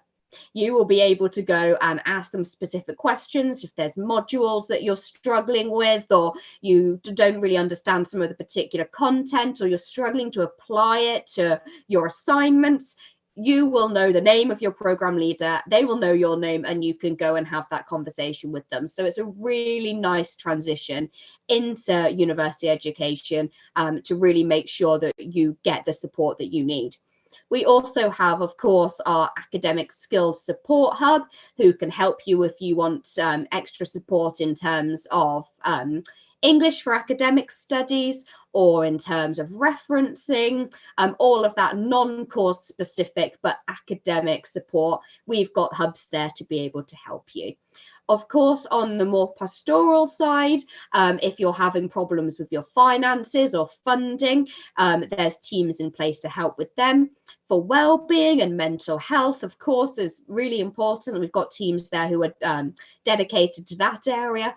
We can offer individualized visa advice, and then, of course, all of the clubs and societies for you to be able to make a real network of friends from Scotland and from around the world on your course.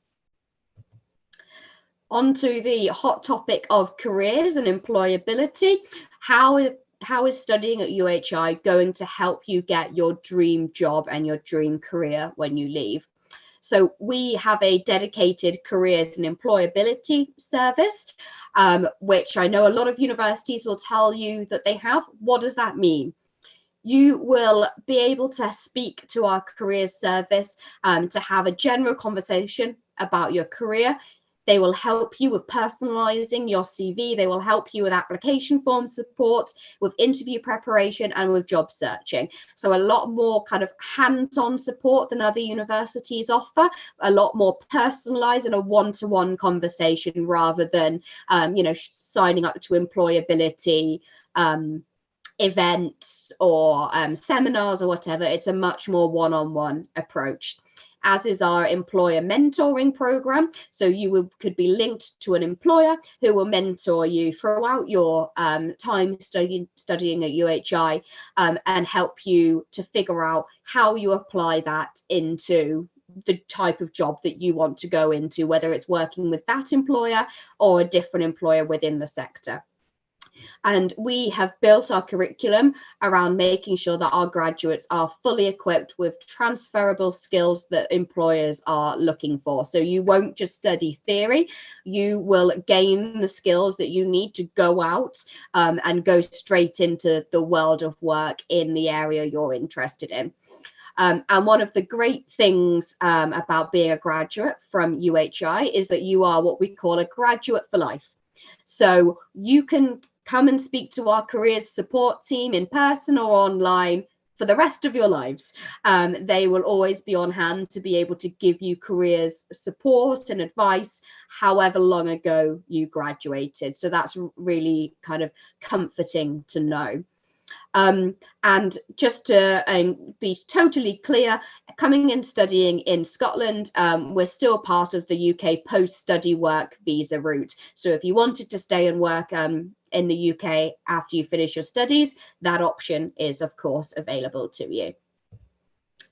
Just a little bit about accommodation, because obviously it's important that you live somewhere that you are happy, so that you're best prepared for your studies. So most of our campuses do offer dedicated student accommodation, which is designed around your needs, and have one set rental fee that includes all of the things that you'd expect around Wi-Fi and storage, and 24/7 on-call support and help. So somebody will always be there if you were to need anything in your accommodation. So something that makes students and often parents of students feel really reassured. For those campuses that we don't have dedicated student accommodation, or if students prefer to be in private rented accommodation, we have a team available to assist you with finding a suitable place to live. And obviously the type of accommodation and cost will vary depending on your location of study. But as I said previously, the Highlands and Islands is a more cost-effective place of studying, and that's also reflected in our accommodation rates as well. Just quickly to look at our entry requirements. So undergraduate, we're looking at qualifications equivalent to the IB at 24 or 2 A levels. If you have kind of school leaving qualifications from your home country, you're not quite sure how they match up with those levels, feel free to get in touch with us, and our email address is definitely on the last slide, so feel free to get in touch with us if you're not sure. But that's the the usual level. And of course, we need you to have IELTS with 6.0 and no element below 5.5 or equivalent test.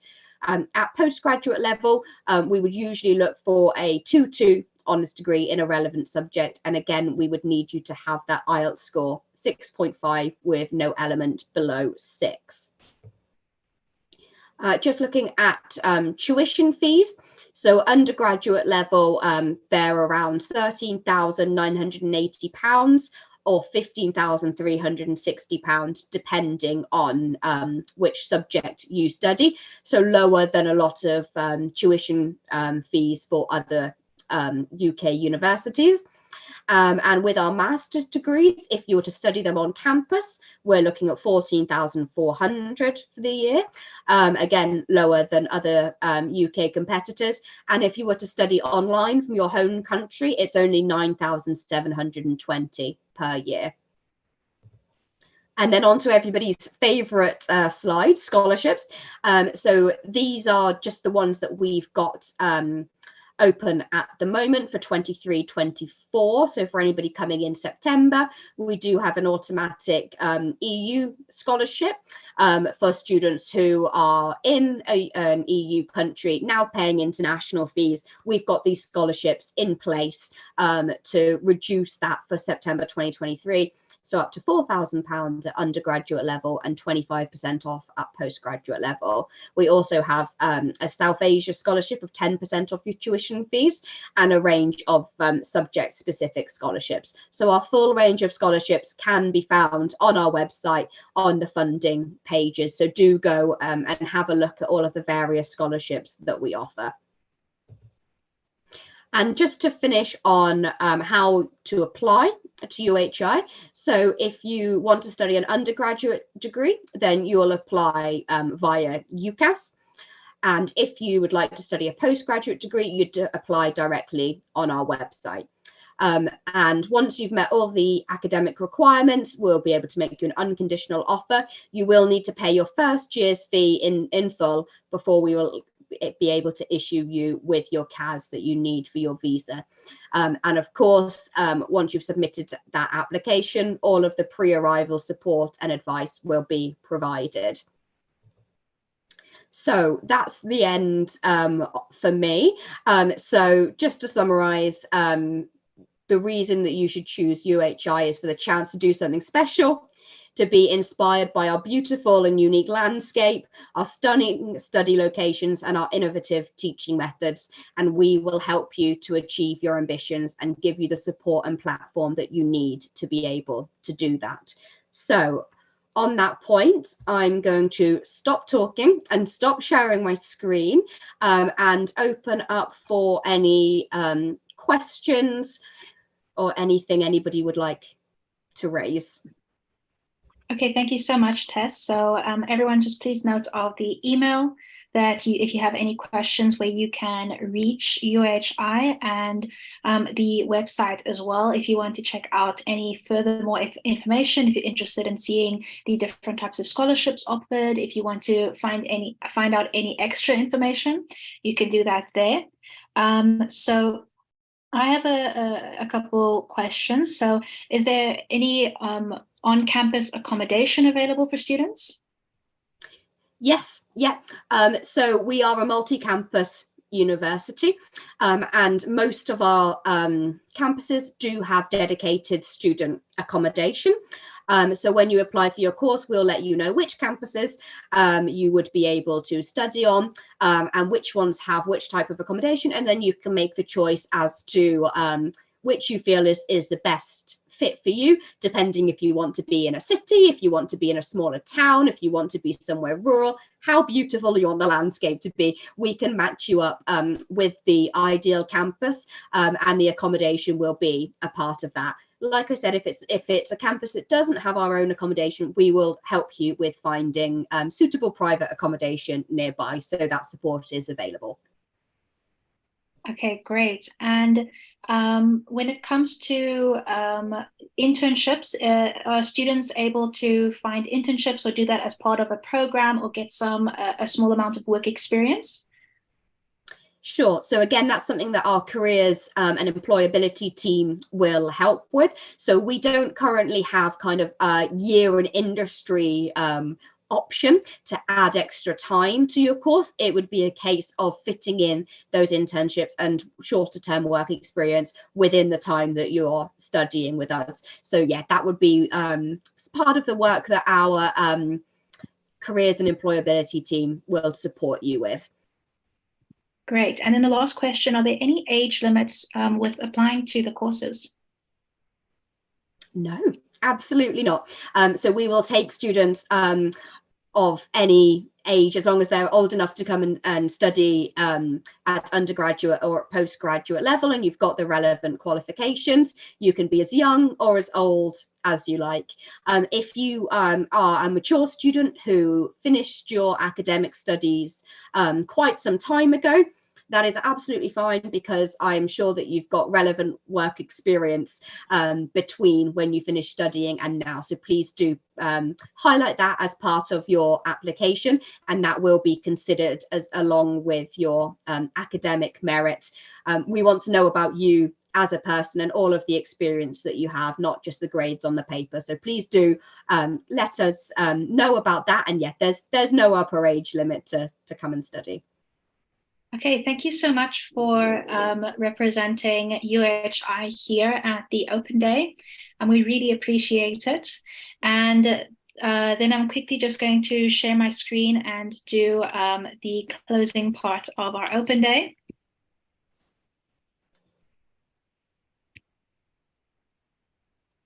Okay, so just now I was unable to share this information. So if you guys are interested in rewatching this, rewatching the Open Day, or want to see any of our previously live streamed Open Days, you can go to the YouTube channel Global Admissions, and you can rewatch the Open Day if there's any information you've missed, if you've joined later. And we also have the same for China admissions. So if you're specifically interested in the Open Days we've done for Chinese universities, we also have those live streamed on our China admissions YouTube channel. Then here we have our different contact information. So if you would like to search for the different programs and see the availability, you can go to globaladmissions.com. You can email us if you have any questions that you would like to ask. If you would like to arrange for a consultation to go over your study options, you can email us at apply@globaladmissions.com. We're also on social media, so you can find us on Instagram, you can find us on LinkedIn, on Twitter, on Facebook, and on YouTube. And it's also very easy to use our website even on your mobile device, as you can see here. So thank you guys also for joining the Open Day today, and we can't wait to see you guys at the next Open Day. So thank you all for joining.